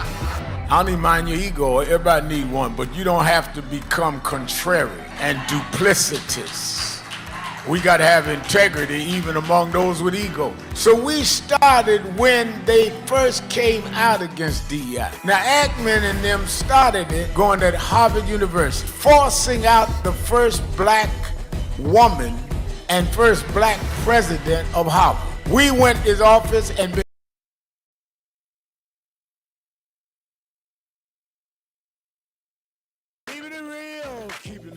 I'm your host. You lie. Keeping it real, keeping it real. I'm your host. Keeping it real. Reverend Al Sharpton, and we're back. 1-877-532-5797. Don't forget every Saturday and Sunday, watch Politics Nation with Al Sharpton live at 5 p.m. Eastern Time on MSNBC. And I'm already working on this week's guest. I'll be live from New York on Saturday night, live from D.C. on Sunday. I'm preaching at Rankin Chapel at Howard University Sunday morning. Make sure you watch both nights. You that are in the tri-state area, meet me or beat me to the Saturday Action Rally in Harlem at the National Action Network House of Justice, 145th Street and Lenox Avenue in the village of Harlem, 9 a.m. to 11 a.m. And, of course, you can watch it live on Impact Television, the only national black-owned gospel network, or you can listen live at www.nationalactionnetwork.net. And all roads, we are like 9 days out from the big march on Wall Street, and we have many unions have committed, churches. I did a Zoom call last night with scores of ministers. And, of course, activists, other civil rights organizations, joining Martin Luther King III and NAN leadership and I. Why are we going to Wall Street? Because they are the ones that are financially benefiting and that are financing this administration's fight against DEI, economic equity. DEI stands for diversity, equity, and inclusion. But they don't want to deal with any of that. And they're financing a lot of what we're seeing going on now. So every 5 years, Martin Luther King III now, since 2020, have did the State of the Dream rallies in Washington, marking the day that his father, Martin Luther King, Dr. Martin Luther King Jr., made the speech that went down in history as I Have a Dream. Well, we, every 5 years, have a rally to say, what's the state of the dream? And sometimes it's police brutality, sometimes economic under inequality. We did 5 years ago, George Floyd, Breonna Taylor, Ahmaud Arbery, always at Lincoln Memorial. Because of the increased economic inequality, we said, let's go to Wall Street this year. Let's not do Washington. And we want y'all to be there with us. We've always had tens of thousands of people. We want y'all to meet us 10 o'clock, African Burial Ground in New York, and we're going to march right to the Bull on Wall Street and put them on notice. Now, let me say this. I'm a preacher, so I believe in providence. when we decided 3 months ago to do it in New York rather than Washington, we had no idea that Trump was going to put National Guards on the streets of Washington. So it was providential that we're doing this in New York, because many of you would be afraid to come to Washington because of the National Guards and the harassment and ICE. So we're doing it. You have no excuse. We must make a statement with our bodies. For information you need to know about buses or anything you need to know, you can call 1-877-626-4651, 1-877-626-4651, or you can go on nationalactionnetwork.net, sign up and get the information. All right, let's go to Rachel in Brooklyn, New York. Rachel. Hi, Rev. How are you? I'm doing well. How are you? Good. This is Rachel from Brooklyn, and we wanted to know if, because we're having people come from out of town for August 28th, your March on Wall Street, and we have the platform Deed Theft. We wanted to know if we can have a platform on that day to talk about. Well, you go, whoa. You know better to ask me that on the radio. If I say yes, Okay, then you're going to have 30 people call me and ask me for a platform. Or you call Reverend McHenry and talk to him. Okay. And but you know I support y'all's cause, but don't open me up like that, because we got thousands of people. I'm sorry about that, Rev. Everybody would want a platform, and we can't. We're not having all night march. But thank you for your call. Let's go to Pam in Chicago, Illinois. My activist extraordinaire, Sister Pam. Thank you, Reverend Sharpton. Hello to you, Nan's family, and just all of the listeners right now. Reverend Sharpton, are we prepared for a time such as this? I just wanted to quickly address your caller. You know, when you MAGA supporters call on here, the first lie you tell is that Democratic Party hasn't done anything for the masses. Mm-hmm. You know that is a lie. Mm-hmm. Now, if you want to claim enough hasn't been done, that's a whole different matter, Reverend Sharpton. But to say nothing, you know that is a bold-faced lie. No, it is. Know you will, and you know something, I'm going to let you finish. You know when you could always tell that MAGA is when you answer them, they start going off and start cussing and go crazy, to where the engineers down in Dallas has to cut them off, because you just go berserk. How do you start off so intelligent and somebody answers you and tells you, you just go off? I mean, so you could tell they have an agenda, but you're right. Go ahead. No, Pam. and I appreciate, and you let people talk, you let people debate with you, have diverse opinions. So but that is something you can't get on MAGA radio, right? Fox, or even here in Chicago. So just thank you for that. It's painful to hear it, but I know you will always come out on top of the argument because you're speaking truth, right, and not dealing with delusions. So first and foremost, Reverend Sharpton, I just wanted to ask about black media. And I wanted to make sure that, we assume that all of the black media owners get along. And I hope that is the case. I don't know, but I hope that is the case. And that there has to be some unifying message about how we speak about what the adjudicated sexual abuser and criminal is doing to specifically black people. And the reason I say that, because I just heard Sybil Wilkes, and I have much respect for Sybil Wilkes. However, in that news reporting, she described Epstein as the late financier. Nothing about that he's a convicted sexual trafficker, a convicted felon. And I don't know if that news copy, I don't know if she's reading it from a news feed or if that's what she's produced. Because if that is indeed the case, we have to stop that. Yeah, I agree. Now, he's not. He's a convicted sex trafficker, and his cohort is now convicted as well in jail. Right. So I'm just putting that piece out there. We have to get that language straight.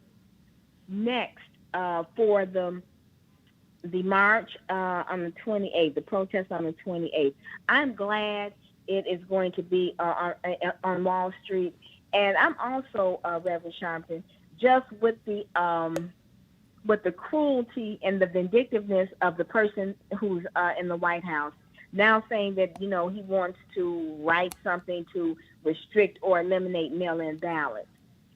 Every time he makes some proclamation, we're going to have to get tough, too, with our response. So in addition to the march on Wall Street, Reverend Sharpton, I really hope that there is consideration that we do a run on a bank. And I'm saying a massive withdrawal of Black accounts from a bank. Now, I know that entails a whole nother level of commitment. So hopefully that is, and I don't want to put everything out there, but hopefully that is a discussion that you and the other civil rights leaders are having. And I don't need to know any particulars, but hopefully that is something that is on the table, because we need to make these banks and other financial institutions hurt. They need to feel the pain that we're feeling, and the sooner the better. So that's just me putting that out there. I hope that is the case. Well, I can tell you, and then I'll let you go to next, that we are having serious discussions. We had said at NAN's convention several companies that we were going to start negotiations with, including what they're doing in Black media and other. But we're having serious discussions about escalating in the banking area and the insurance area. So that's as far as I'll go at this point, but you're right on target. Okay. I appreciate it. I thought you would be, but I know you can't divulge everything. So that's wonderful, because that's another piece we need to add. And I wanted to say, with the Democratic legislators who left and went back, is it my understanding, because the reporting said that they have reached an agreement with Governor Abbott. Now, I'm not sure what that agreement is, but then I've also heard the reporting that he is asking them to sign some papers that they would have to be followed. Right, and one of them wouldn't, and she spent the night in the chamber. I guess the rest did. I'm not sure, but only one didn't. As far as an agreement, I don't know what agreement they reached when Abbott is all over national cable news saying that they're going to get the 5 seats they wanted.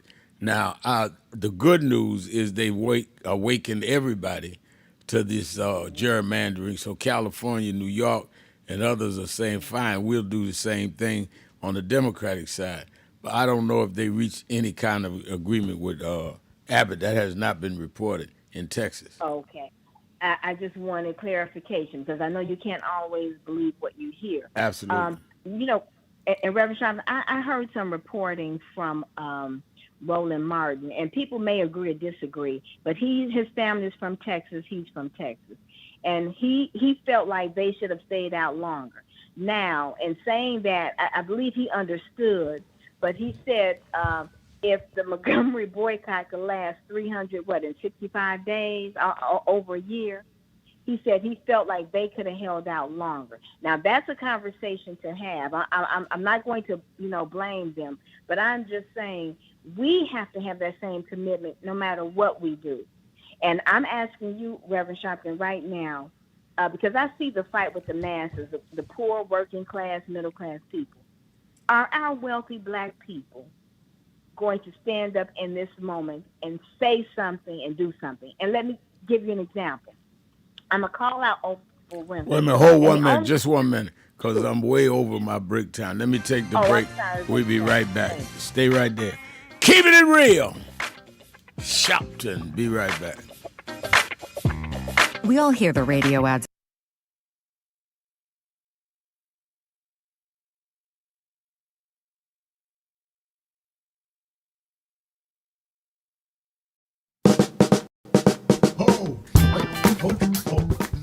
Do I seem excited? I am excited, because this Saturday, the National Action Network Saturday Action Rally starts live on WBLS 107.5 FM in New York. We're going to expand. Every Saturday morning, we're live on WBLS 107.5 from 10 a.m. to 11. You'll hear the message. You'll feel the energy. You'll be involved. You won't be sitting around talking about, oh my God, look at what's happening. You'll be involved in dealing with what's happening. I'm excited, and you should be excited too. Turn on WBLS, 10 a.m. every Saturday morning. I have a message for you. And if you want to, you can come to the House of Justice and be there live. 145th Street and Lenox Avenue. We kick off at 9, and we don't stop until we deal with getting our people energized.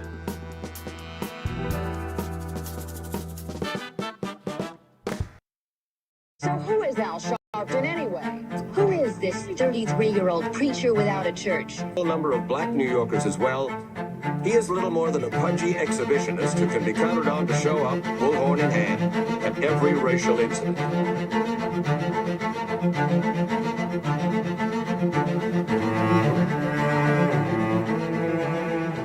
I often quote Mark Twain saying, the two most important moments in life is the moment you are born and the moment you find out why you were born. I had a very troubling conversation the other day that prompted me to do this little video. Young man that I've known a while came to me, and he was crushed. I mean, really crushed, because people were criticizing his work. He's in the ministry, but he's also an actor. And he said he couldn't understand why people were jumping all over, criticizing him, trying to find scandalous and derogatory things about him. And I told him, I said, you know, you very young.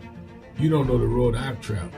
They call me everything but a child of God. Racial discourse, a blabbermouth, a loudmouth, too flamboyant, an agitator, a racist, I had to learn. Yeah, right. I was not defined by how others saw me. I was defined by how I saw myself and whether I was being true to myself. Some of you watching this don't like me. And it doesn't matter as long as I know what I'm doing. And I like me for being real. So I'm doing this video to say to you, whoever you are, and whatever you do, you may not be in ministry or social justice, none of this stuff, but don't live your life worried about opposition or people that don't like you. You can turn that around. Use me as an example. The same people that called me a scam artist, a con artist, a sellout, or racial hustler and all, I kept going. And the people I respected started respecting and publicly embracing my work. When Coretta Scott King, the widow of Dr. Martin Luther King Jr., had this to say about Al Sharpton. A leader who has protested injustice with a passionate, unrelenting commitment to nonviolent action in the spirit and tradition of Martin Luther King Jr. And I am talking about your leader, our leader, the Reverend Al Sharpton. The other thing that hasn't changed is the National Action Network's commitment to fight injustice and inequality here in New York City and across America. And that's not only a testament to Reverend Sharpton, it's a testament to all of you who are here tonight. First and foremost, to Reverend Sharpton. I saw him when he first came on the scene, and I have marveled at his tenacity, at the development of his intellect, and his devotion to our movement, and much he has contributed to the world we are experiencing. I am honored, and I must say that when I had my debate with Dr. King on the issue of the church and religion, he didn't warn me that after his departure, his space would be filled by another preacher, and that preacher would be Al Sharpton.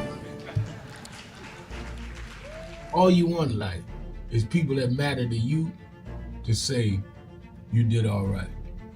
And more important, that you can look in the mirror and say you did all right. Thank you, Rev. Thanks for that introduction. Look, we've known each other for a long time. I'm grateful not only for your leadership and partnership, but quite frankly, more importantly, for your friendship. And thanks to all of you, members of our nation's most important civil rights organization. You have been, over all of your years, such an extraordinary leader.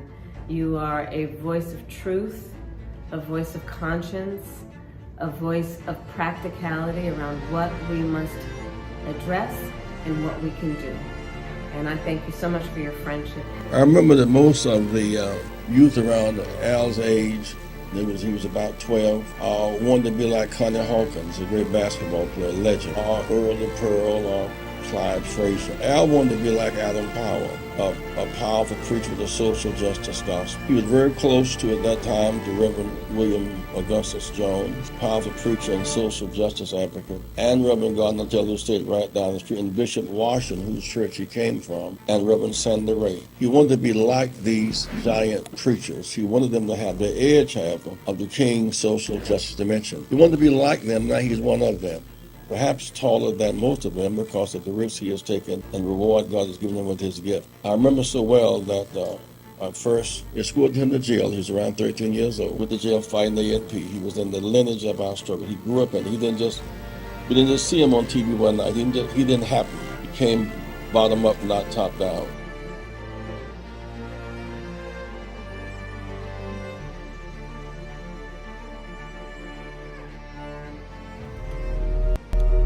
I would argue that DEI is a result of those that by law and later by enforcement would not deal with diversity, would not deal with including people of color, gender, sexual orientation.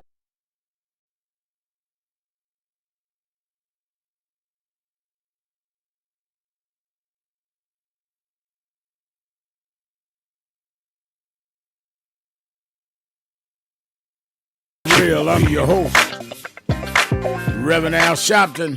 Let's go right back to Pam in Chicago. Pam.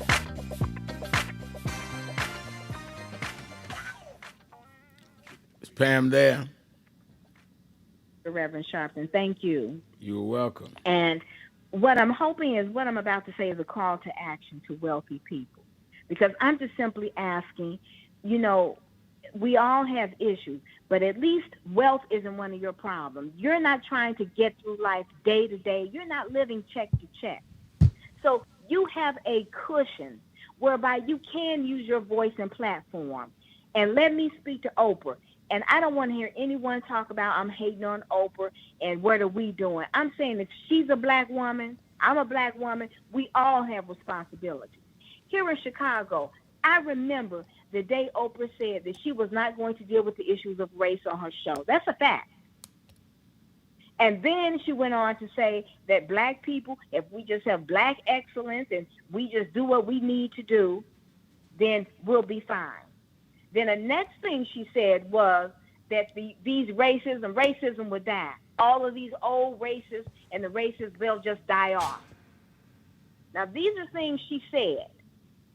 None of that has come to pass. In fact, these racists that she thought were going to die off, they taught their children very well. And now they're ascending to political positions, corporate positions. And they are now not covertly, but overtly explaining the racism and hate, displaying the racism and hate that their fathers, mothers have done. So Oprah herself, her protege, you have Dr. Phil, who she helped create Make a Millionaire. You have Dr. Oz, who now he is in the administration of this sexual abuser. So I'm saying she has people that she helped elevate and put into positions that are now hurting black people. So I think the least Oprah could do is reevaluate the statements in her position and then come out and speak out. Be one of the billionaires to speak out about what this administration is doing to black people. Well, I might add to what you say is that the young whites, let's not forget that Stephen Miller, who is the architect of a lot of what Trump is doing, particularly in the area of race, and is one of the proponents of the Project 2025, he's in his early 30s. I mean, they're not only in industry, they're in government. And let's not forget when Trump attacked falsely that Kamala Harris was paying Beyonce and me and others to support her. He said, and Oprah. He attacked Oprah. This is Donald Trump. All of it's a lie, but you don't get immunity from these racists. I don't care how successful you are. That's why I do admire people like Robert Smith and others that don't try to hide behind their billions, because they do not care about how much you have. They care about what makes them superior over that. A racist feels that if he's broke, he's better than a black billionaire. That's what a racist feels. And that's the absolute truth. And I'm just asking our billionaires and millionaires, we have enough of them. Foremost, as I do, shore up these organizations.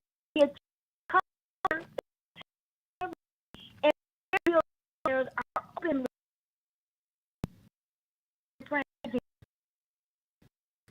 on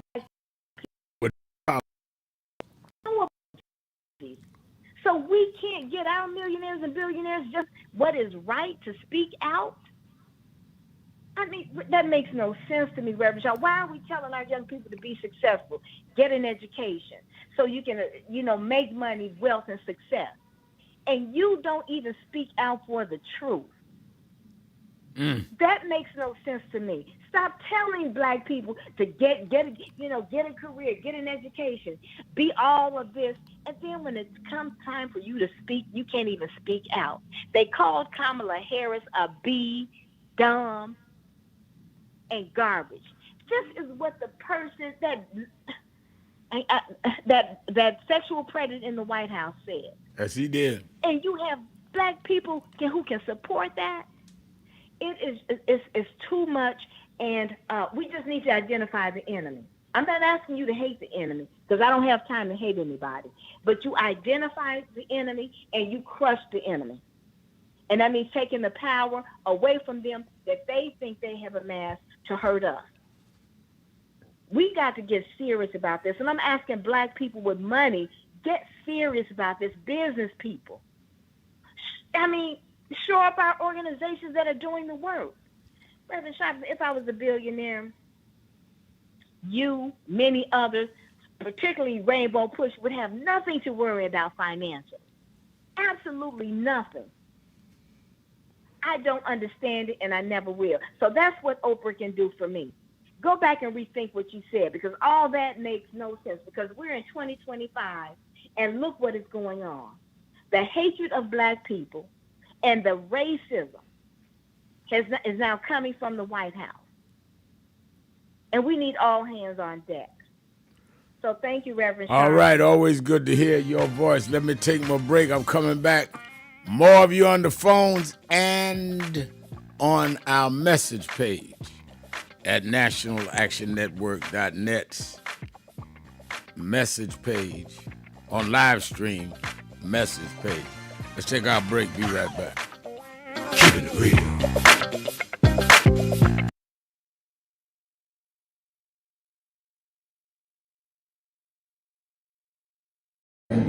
Of reference.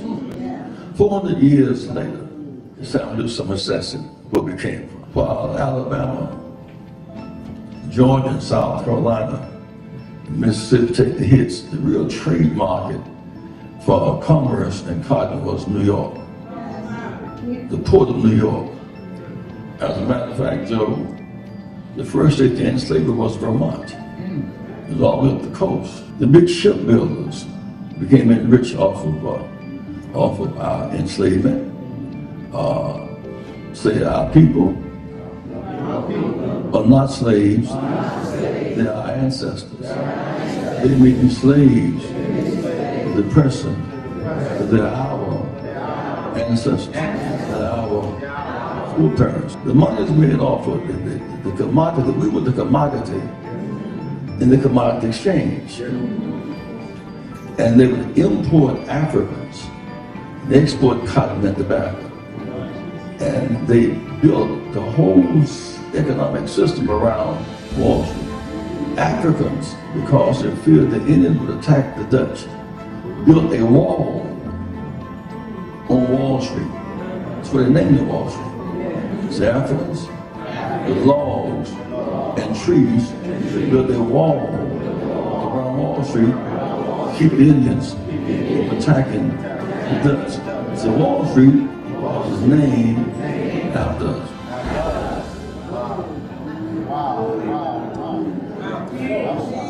There's a burial ground on Wall Street, which we should all visit. Those are our foreparents. At some point, they moved us to the other end of Manhattan, which is Harlem.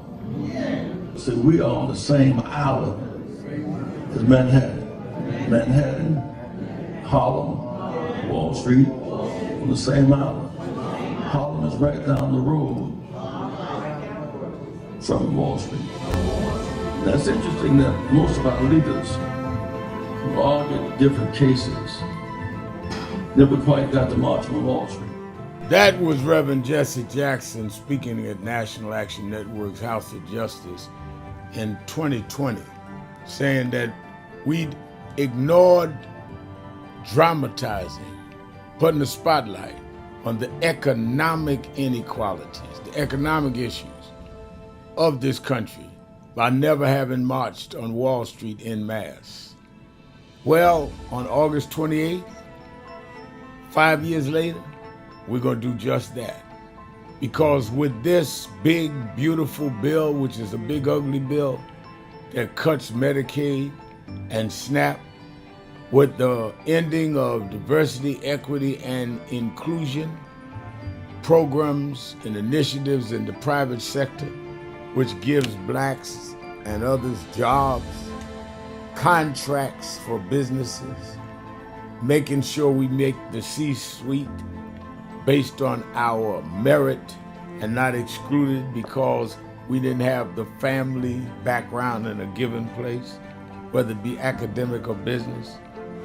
The people that benefited from that are the ones on Wall Street that deal with the stock markets, that deal with the Dow Jones, that deal with making trade off of the decisions of those that supported the Trump initiatives in this area. So we are not this year going to Washington on the anniversary of the March on Washington. On the anniversary of the March on Washington, we're going to Wall Street. And Reverend Jackson, we're going to do what you said. Thousands of us are going to nonviolently but firmly come and say that the dream cannot be deferred by tax cuts for the rich and cutting those out that need food assistance, that need support with health care and other economic policies that have choked the middle class and the poor.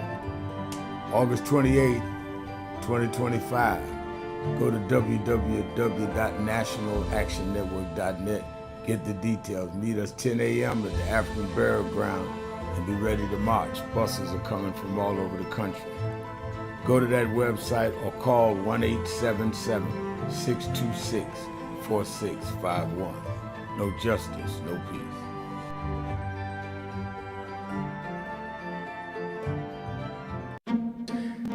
Look at the story. We celebrated Good Friday and Easter just a couple of weeks ago. Well, there's a message in that. I heard a preacher talk about this the other week. The thing that people forget, I want you to keep this in mind, is they crucified Jesus. Those of us that are Christian believe they hung him on a cross, maligned him, mocked him. Wasn't enough to nail him. They mocked him, saying, if you be the king of the Jews, step down and deliver yourself. Mocked him.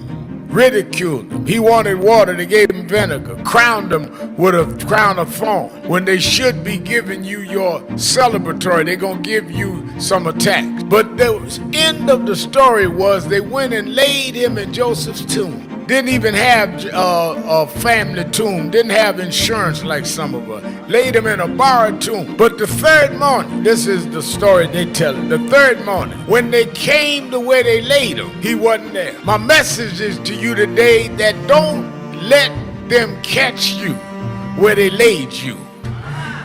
They may kill your name. They may crucify your character. They may tell you you are nothing from nowhere. But when they come to where they laid you, let you be gone on to somewhere else. I've been called everything but a child of God. They said I'd be nothing going nowhere. They castigated us. They called us troublemakers. They called us loudmouth. And when they came to see me go to jail, I wasn't there. They catch me on MSNBC now. They catch me leading marches now.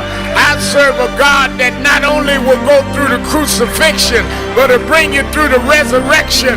We're going to resurrect in the city. Stand up, black man. Stand up, black woman. This is our time.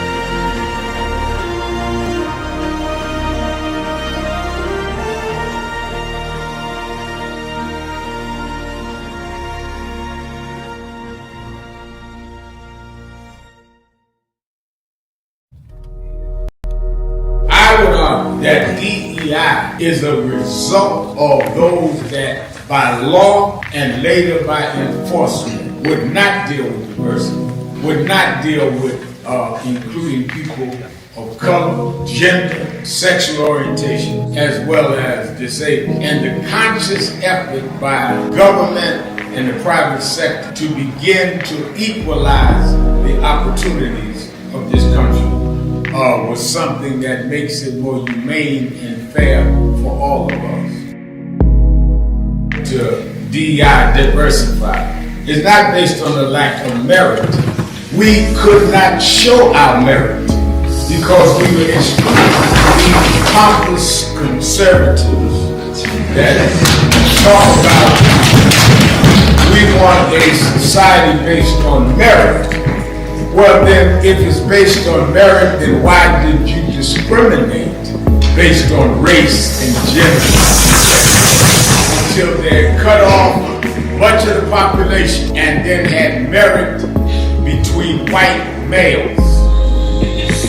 That was what they meant, not merit. Let's have real merit, but let's also make up the ground that those of us with merit was not able to compete.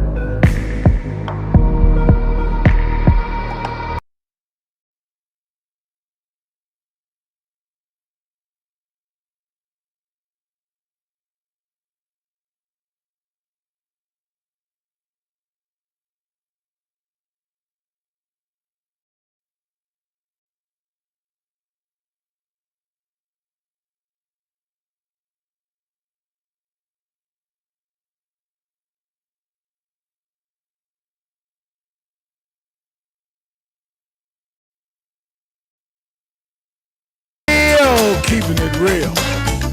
I am your host, Reverend Al Sharpton. 1-877-532-5797,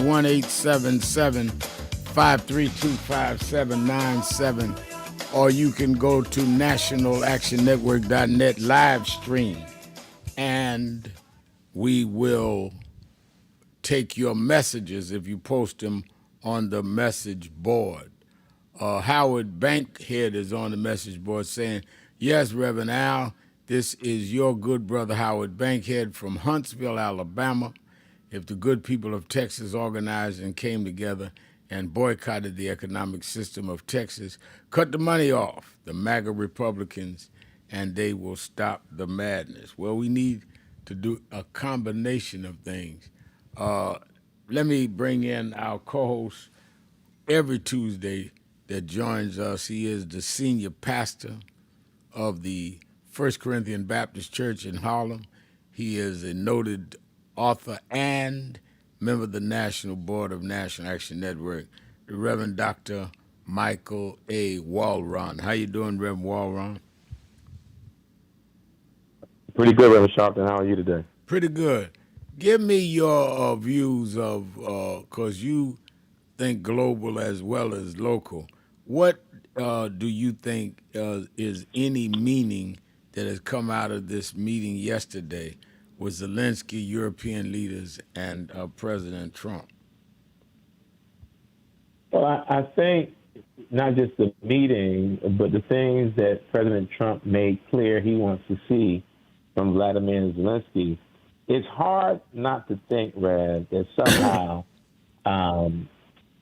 Trump is being held captive by a Putin ideology or what benefits from Russia in this regard. And I think that, to me, is hard for someone who wants peace to side with a tyrant who unprovoked attacked another country. I just don't understand it. I mean, I understand it, but I think it's all tragic. And I think Zelensky, I think more and more people admire his courage, and I think having European leaders sitting there standing in solidarity in some way becomes a critical moment. But it's hard not to see what we've witnessed the past few days with this summit in Alaska and this meeting yesterday, to not understand,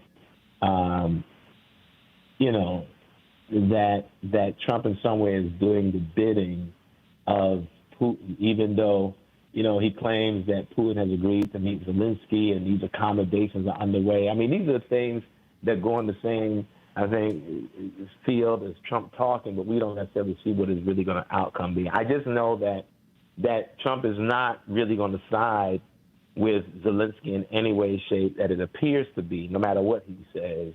So this is going to play out, and we won't really know until we know around.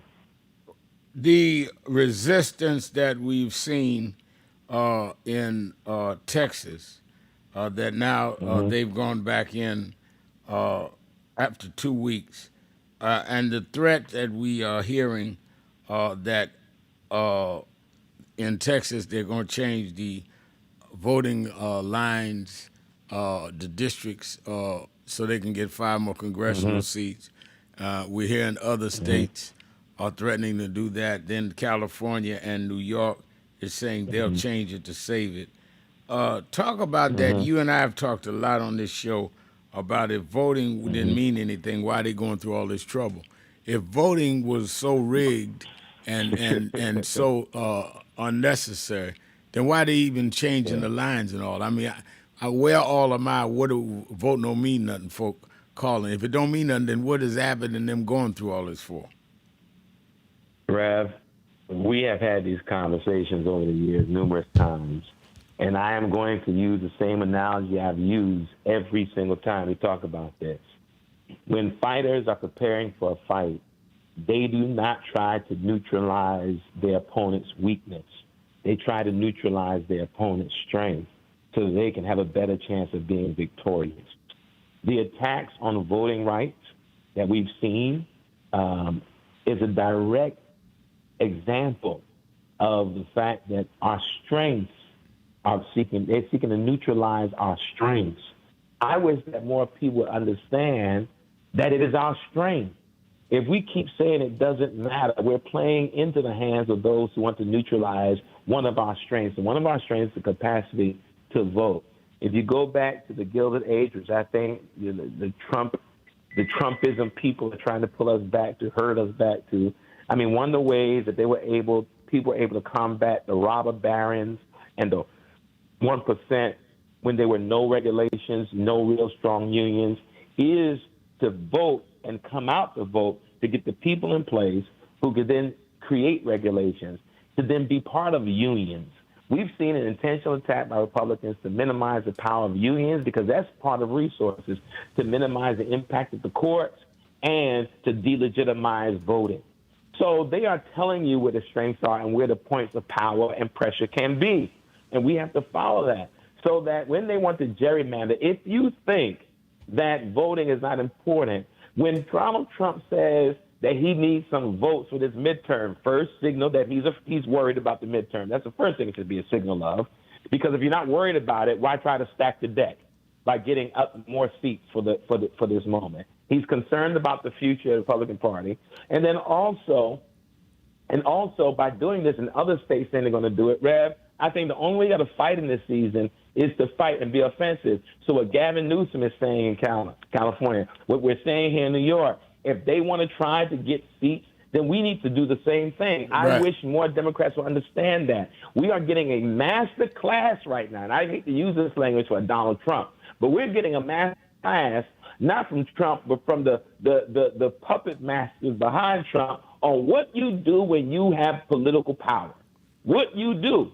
And in addition to pushing your legislative agenda, in addition to pushing your ideological agenda, your intention is to crush your enemy. And that is what they're doing right now. And I've said my issue with the Democrats in the past is that we want to be right. Republicans want to win. And so they want to win, but we want to have the righteous cause. We can be righteous and be intentional about winning too. So we're watching what's happening when you're in power. And I tell people that sometimes when you've experienced a loss, you got to pause and strategize how to counter the attacks, how to counter the strategy, and not react. What is happening at the same time is what pulls us away from this is because not only do you have the quote-unquote president in Donald Trump, but you have the distractor-in-chief. And so his role is to distract us while those on the backside are working the channels to guarantee an ideological lean politically and really not only saturate the political sphere, but really solidify power in certain ways, right?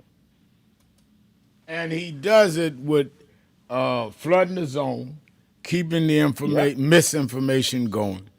And we go from one issue to the next, 2 or 3 a day, and not stopping to see the whole current is running to try and get you to flow away from your own self-interest. Just keep charging up drama, and we go for it. And I think that is absolutely correct. Let me read a couple of our message boards. Georgia Daniel says, Texas Representative Nancy Collier, we salute you. No justice, no peace. Shake the nation into action, march and fight to protect our democracy.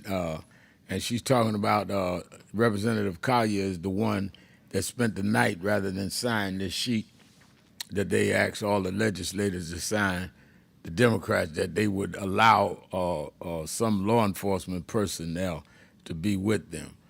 Joseph Simmons says, Reverend Al, we love you. Please run for president in 2028. I thought you liked me, Joseph. That is not what I am planning to do. But let me go to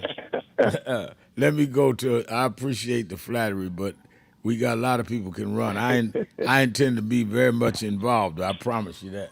Let's go to GS in Cincinnati, Ohio, the Buzz. GS. Reverend Al Sharpton, it's a pleasure to talk to you, sir. How are you? I'm doing very well. How are you?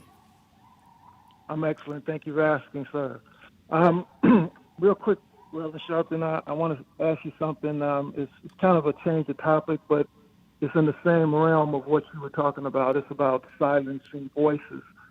I just heard that ESPN canceled Spike Lee's documentary on Colin Kaepernick, citing artistic differences. Did you hear that? I saw that online this morning, in fact.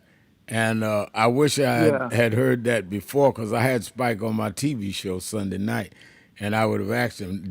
He did not bring it up to me even off camera, and I didn't know anything about it until I read it this morning. One of the reasons it was also surprising is I did an interview for that documentary, and so I was aware it was supposed to come out. I don't know what happened. Maybe the reason why he didn't say anything is because it just happened recently here, but ESPN canceled it. And I know you're aware that the NFL just bought a 10% stake in ESPN. Yes. Okay. Well, see, Reverend, now that don't pass the smell test to me. The NFL, they had some issues with Colin Kaepernick, and now all of a sudden, ESPN cancels this documentary right after the NFL gets a 10% stake. Like I said, it don't pass the smell test. It sounds like, again, trying to silence the voices. Well, so if you don't mind, checking that out for us. I will definitely check it out, and I'm going to call Spike. And I would say this. You said don't smell right. I say it stinks. I can smell it. It stinks. But yes, I will get to the bottom of it. Thank you for bringing it up, though, because it is a legitimate issue about silencing voices. Let's take a break. Be right back. Thank you. Keeping it real. Sharpton. Be right back. Keeping it real. Keeping it real.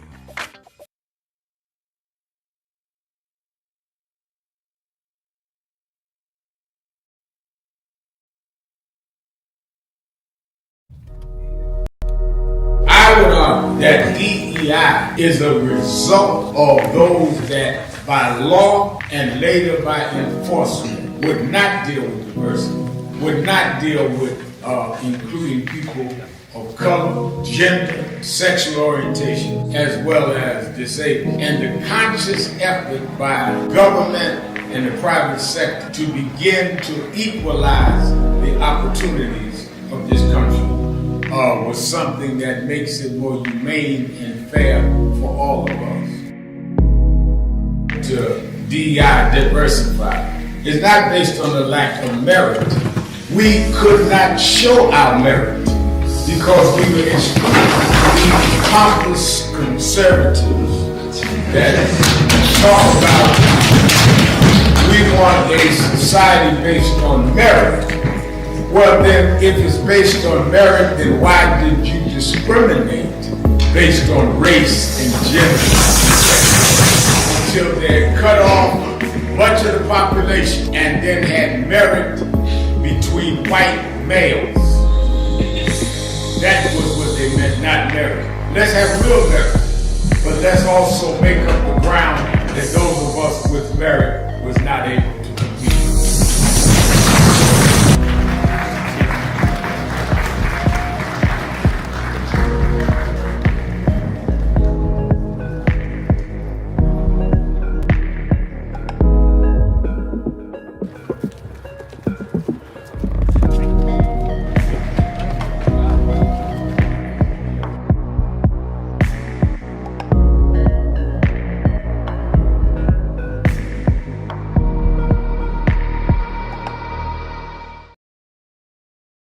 I want to ask you a question, and that is, what is in your life's blueprint? This is the most important and crucial period of your lives, for what you do now and what you decide now at this age may well determine which way your life shall go. And whenever a building is constructed, you usually have an architect who draws a blueprint. And that blueprint serves as the pattern, as the guide, as the model for those who are to build the building. And a building is not well erected without a good, sound, and solid blueprint. Now each of you is in the process of building the structure of your lives. And the question is whether you have a proper, a solid, and a sound blueprint. And I want to suggest some of the things that should be in your life's blueprint. Number one in your life's blueprint should be a deep belief in your own dignity, your own worth, and your own somebodyness. Don't allow anybody to make you feel that you are nobody. Always feel that you count. Always feel that you have worth. And always feel that your life has ultimate significance.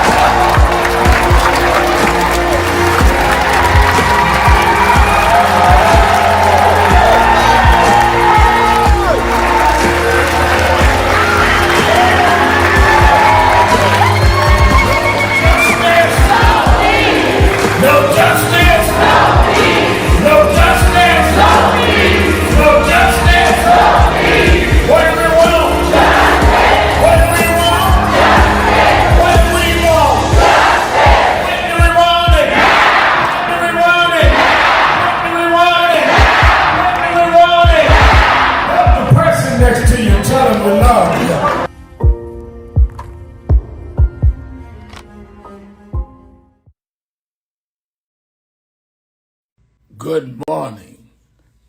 One of the real goals in life, and I want you to think about this, is to fulfill your mission and continue to work on it until you fulfill it.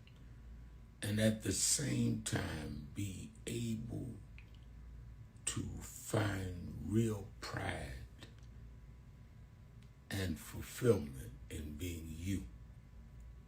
Somewhere along life's path, you must be committed and determined to fulfill your purpose and mission in life. And along that journey, you become completely proud.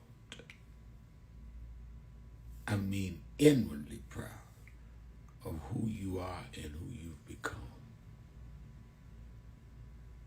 That self-fulfillment and pride can only come when you have the courage to confront the truths about you.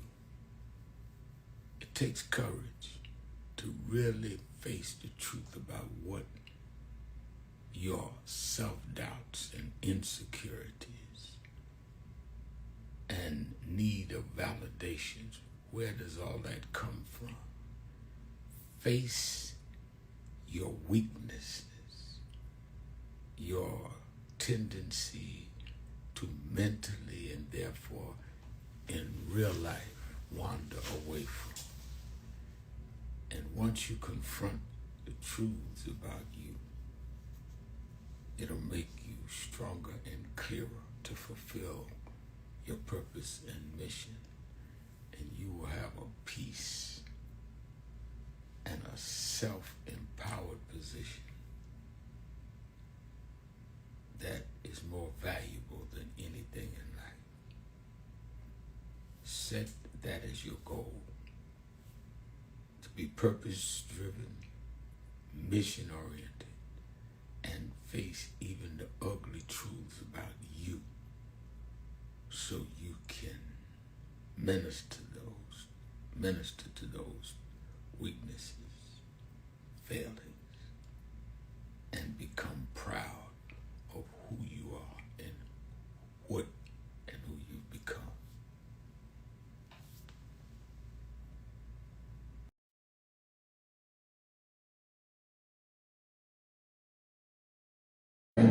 Of reference.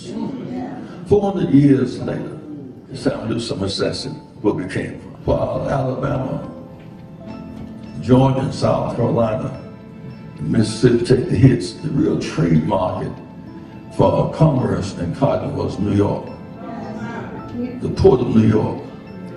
As a matter of fact, Joe, the first state to end slavery was Vermont. It was all the way up the coast. The big shipbuilders became rich off of our enslavement. Say, our people are not slaves. They are ancestors. They may be slaves of the person, but they're our ancestors. I'm your host, Reverend Al Sharpton. Reverend Dr. Michael A. Walrock is our co-host. Let's go to Andre in Atlanta, Georgia. Andre. Good afternoon, Reverend, and to Reverend Walrock. Good afternoon. Rev, I have so much to say about 3 different topics, but today I'm going to try to limit my comments to Ukraine. If there's one thing that the American people can always count on when it comes to Donald Trump and J.D. Vance, is that Trump and Vance will always find a way to embarrass the United States on the world stage. Every single American in this country, regardless of party affiliation, should feel embarrassed right now. Embarrassed by that play second fiddle to Vladimir Putin press conference that we all saw from Friday night. What a joke. That was not a so-called summit meeting between the United States and Russia. That was a meeting between Donald Trump and Donald Trump's daddy, where Donald Trump's daddy gave Donald Trump his marching orders. But Donald Trump's daddy told him that he can't go outside and play again until his Russian grades improve, until he gets all A's on his Russian report card. I am embarrassed to be an American this afternoon because the entire world got to see what a weak, pathetic, compromised, incompetent so-called leader Donald Trump is.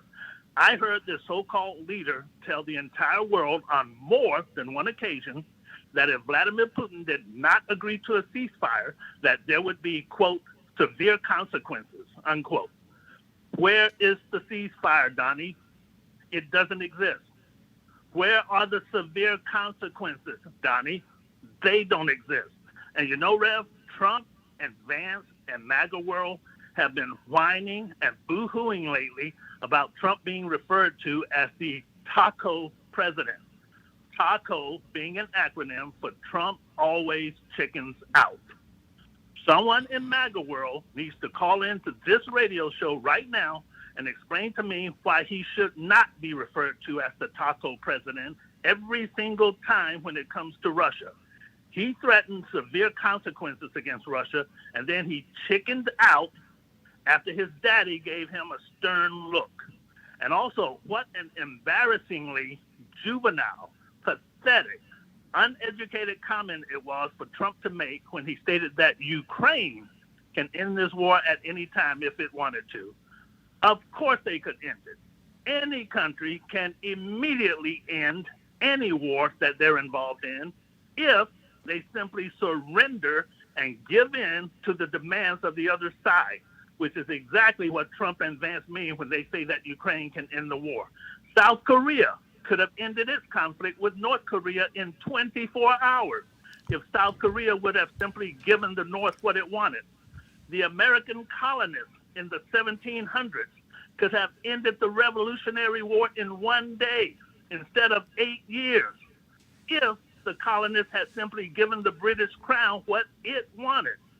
So let's see Trump and all these other white racist MAGA Republicans criticize their own white racist ancestors for dragging out the Revolutionary War for years instead of ending it in a week and saving lives by giving in to what Britain demanded. What a silly, immature, 7th grade statement on Donald Trump's part. And for me, I don't believe Donald Trump ever does anything that doesn't benefit Donald Trump. So for me, Trump has just proven that all of his talk about wanting to end this war immediately to quote unquote save lives is a bunch of PR garbage. How do we know that it's garbage? Because a ceasefire immediately saves lives. That's how. Having a highly publicized meeting to announce that you're going to have another highly publicized meeting to announce that you're going to have another highly publicized meeting does not immediately save lives. How did Donald Trump go from insisting on a ceasefire before his meeting with Putin on Friday to, well, I don't think a ceasefire is necessary by Monday? Yeah. The answer is The answer is Trump met with his daddy on Friday, and his daddy threatened to take a switch to him if he didn't fall in line. And I don't know if the word switch is a Southern word that's unique to us down here in the South. So if any of our listeners up north or out west don't know what a switch is, call up one of your distant relatives who was raised in the South. Trump has now shown us, which I've already suspected all along, that his primary interest in seeing this war come to an end is not to save lives, but rather to enhance this myth that exists in MAGA world that he's some sort of great negotiator, which would feed his narcissistic ego. He wants to keep the myth alive, and he wants someone to nominate him for a Nobel Peace Prize so badly that he cries in his sleep over it. Why can't there be a ceasefire, Donnie, while all of these meetings are being arranged, if your goal is to save lives, which is what you want us all to believe? So there should be two things that we should all take away from these two recent summit meetings. One is that Trump's motivation for wanting to bring this Ukrainian conflict to an end is self-serving. He promised during the campaign that he could bring it to an end within 24 hours, and he now sees that this MAGA world myth that he's some sort of great negotiator is being tarnished, and that's hurting his juvenile ego. If he was really so concerned about lives being lost, then he would not have done a 180-degree turn on the ceasefire. And the second takeaway from these two summit meetings is that Donald Trump and Vladimir Putin understand that for political purposes, for PR purposes, from time to time, Trump has to occasionally huff and puff and talk tough in public about Putin so that he can look as if he's standing up to his daddy. But in the end, Trump will always show that he's nothing but a Russian marionette being controlled by a Russian puppet master. No matter what Trump says in public, anytime he criticizes Vladimir Putin, we should all just nod our heads and say to ourselves, sure, Donnie, then just throw his words out the window and judge Donald Trump by his actions or lack of actions. He's a phony, racist paper tiger when it comes to Putin, and any public criticism he makes of Putin is just for show to try to quiet his critics. Sharpton, keeping it real. Thank you, Reverend. And thank you, Andre. Next time you call, tell us how you really feel. But let me say this. I was born and raised in Brooklyn, but my mother was from Alabama, so I know what a switch is. Believe me. Let's take a break. Be right back. Sharpton Wall Round, 1-877-532-5797. Be right back.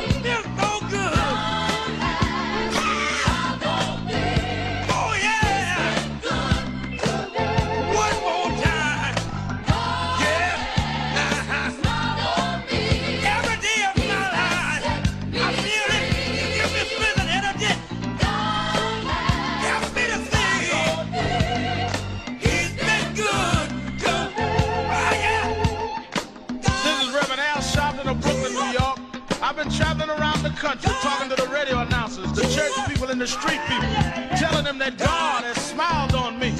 God has smiled on you if you got breath in your body. If he woke you up this morning and started you on your way. But I want to tell you some stories of people that God smiled on. We know the story of Dr. Martin Luther King, how he started way back in Montgomery, Alabama in 1955, trying just to get dignity, trying to get respect. And he went all the way to the mountaintop. But he didn't forget about the brothers in the valley. He didn't forget about those trapped in the alley.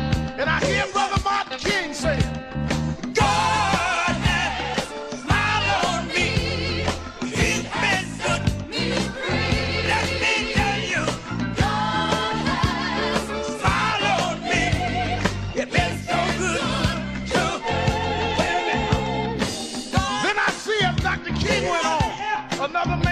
to the forefront by the name of John F. Kennedy, who rose up and said, let's not stand back. Let's not wait for a handout. Let's wait for a way out. He said, ask not what your country can do for you, but what you can do for your country. He said, don't us gravel and don't us moan, because God doesn't smile on us. Let me say it. God has smiled on me. He has set me free. Let me say it. Yeah. One more time. I want to say it real slow. I'll say God has smiled on me. He has set me free. Pick it up. God has smiled on me.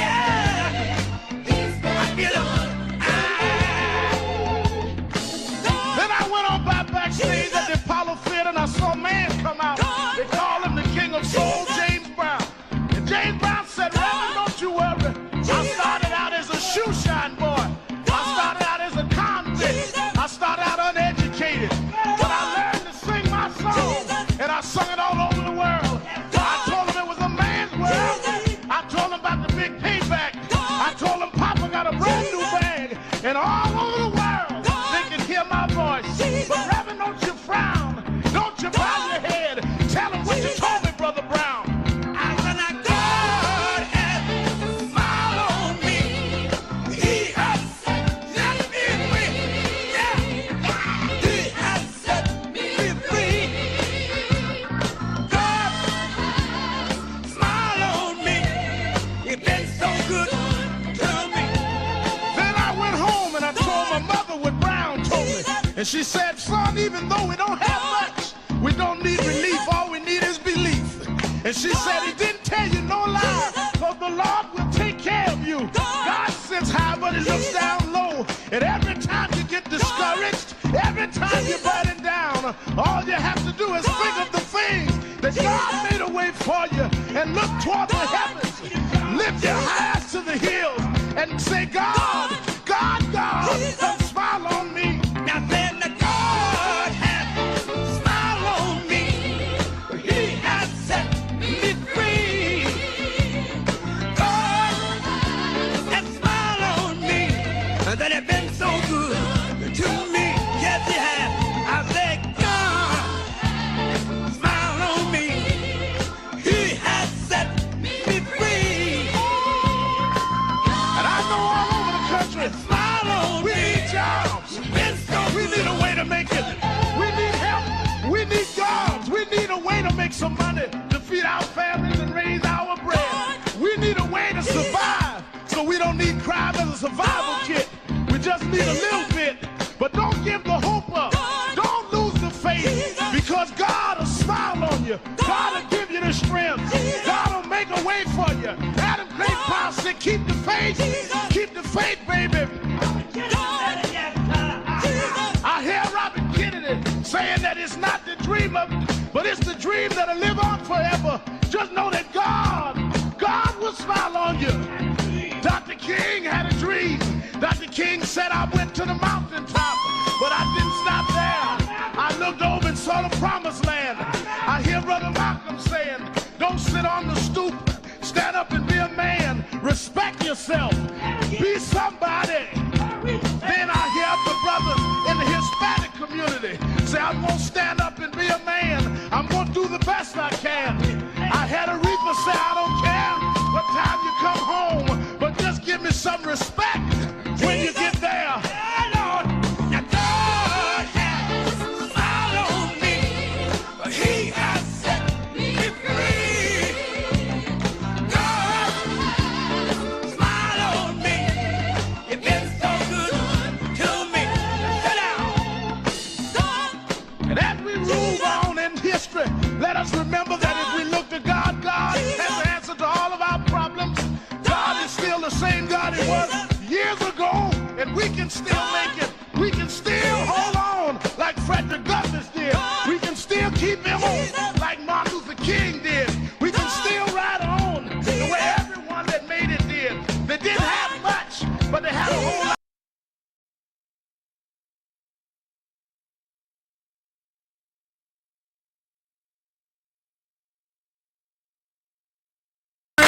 all keeping it real. I'm your host, Reverend Al Sharpton, and we're back. 1-877-532-5797. Reverend Dr. Michael A. Walron is our co-host. Don't forget, watch Politics Nation with Al Sharpton live every Saturday and Sunday, 5 p.m. Eastern Time on MSNBC. And certainly this weekend I'll be dealing with, again, these takeovers. I will be doing the show from Washington on Sunday, but I'll be dealing with it both Saturday and Sunday. I'll be dealing with the redistricting fight, what's going to happen in Texas, and then the answers in California, New York. I'm going to have guests that are all up in that. And I won't waste your time. Last weekend, we had the head Democrat in Foreign Affairs, Congressman Greg Meeks. I had Spike Lee live in studio and a variety of people. I don't waste your time. Make sure you watch Politics Nation with Al Sharpton every Saturday and Sunday, 5 p.m. Eastern Time. Let me also encourage you that are in the tri-state area to be at the Saturday Action Rally at the House of Justice in Harlem, 145th Street and Lenox Avenue, 9 a.m. to 11 a.m. If you're not in New York, you can watch it live on Impact Television, the only black-owned national gospel network. And you can watch it at www.nationalactionnetwork.net on our live stream. And all roads lead to Wall Street. The March on Wall Street is a week from this Thursday, August 28th. August 28th, 1955, they lynched a young boy in Mississippi called Emmett Till. August 28th, 1963, 250,000 people marched on Washington demanding equal economic rights, jobs, and freedom.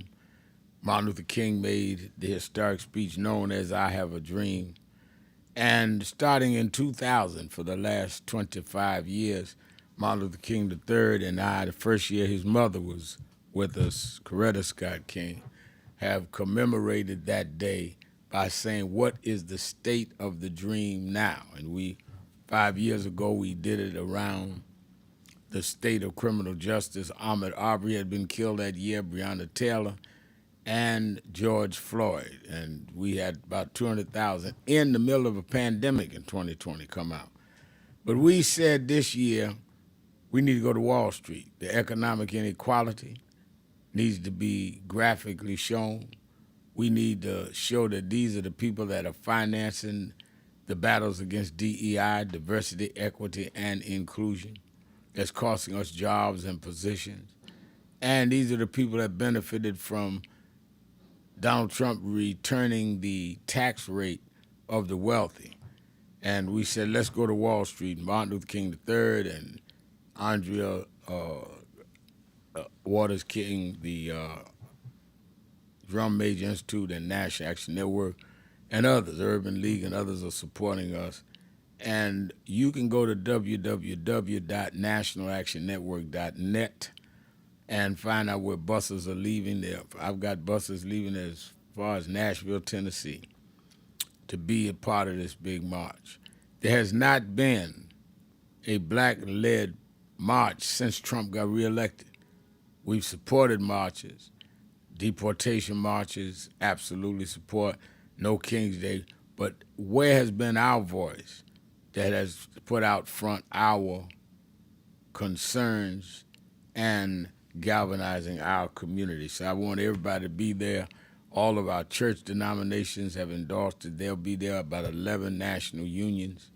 So you can go to nationalactionnetwork.net, get all the details. We'll be marching from the African burial ground, 1 mile, a little over a mile, down to the Bull on Wall Street to hold our rally. And of course, you can also call the toll-free number at 1-877-626-4651, 1-877-626-4651. 651. Reverend Dr. Walron, what's going on at 1 Corinthians? Well, Rev, this Saturday coming is our Hope for Harlem weekend, especially Saturday. So just when folk are leaving the action rally, right, they can make their way over to 116th Street between 8th and 7th Avenue for our Hope for Harlem block party. That is going to be from 12 to 4 p.m. For those who are in the Harlem area. We'll have their fresh produce, free food, backpacks, school supply giveaway, job opportunities, career resources, games for children, for young people, music, family fun, community services, and health screenings, and a whole lot more. That'll take place this Saturday, Hope for Harlem, on 116th Street between Frederick Douglass and Adam Clayton Powell, or 8th and 7th Avenue, Rev. This is our 6th year of doing it. It's going to be an amazing time. And it's huge. Believe me, it is. It's one of a kind. People need to be there to see it. Let's go to Ozzy in Cincinnati, Ohio, the Buzz. Ozzy? Yes, sir. I just want to say quickly, my bishop, is that to go along with what Cecil Thomas is saying, we have three people who are running. One is Ramaswamy here in Ohio, who's running for governor. He had a meeting with people in Far East Cincinnati, I call it Far East Mississippi, condemning what happened to the white people. And we also had a black man who is running for city council, who used to be head of the NAACP here. His name is Smitherman. That was on Fox News speaking about what happened to the white people. And we know that he's running for mayor. He's J.D. Vance's half-brother. And they are all getting funds for what happened. And they're not talking about what happened, what caused it. And none of them are speaking about a young black lady who was killed on the streets of Cincinnati, mother of 5. Her name was Krishanda Wynn. And none of them are talking about her. They don't come for her. They don't come to try to get money for her, but they got almost $500,000 for the white lady that got beat up. Now, but they're fundraising.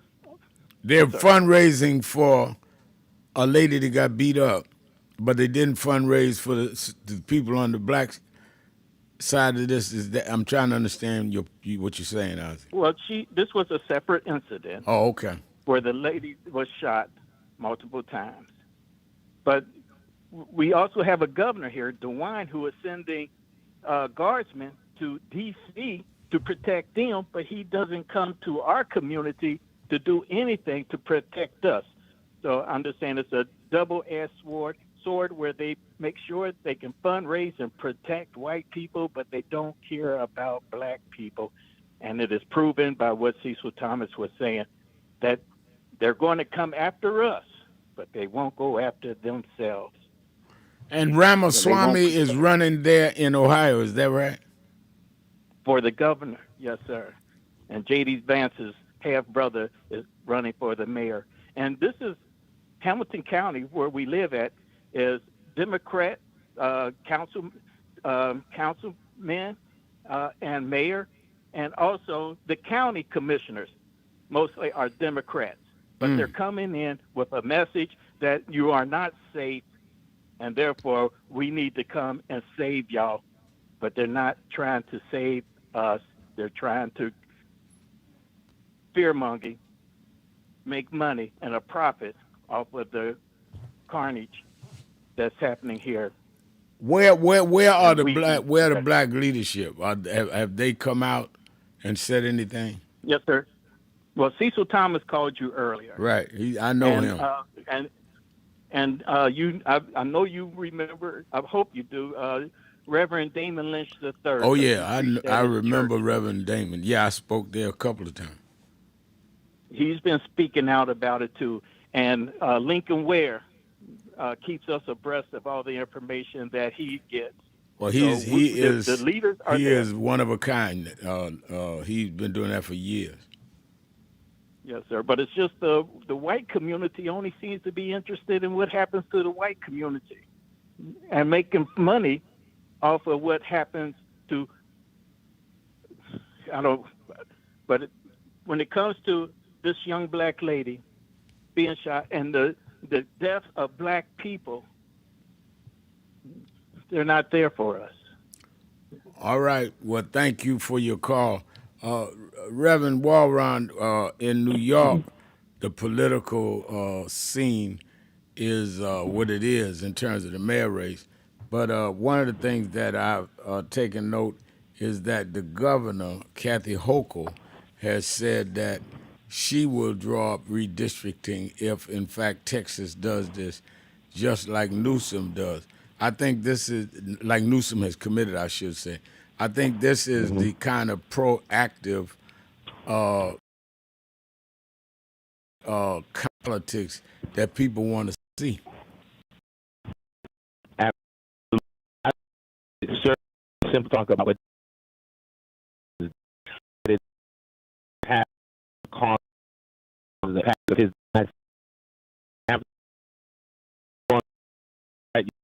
be able to play defense of Donald Trump.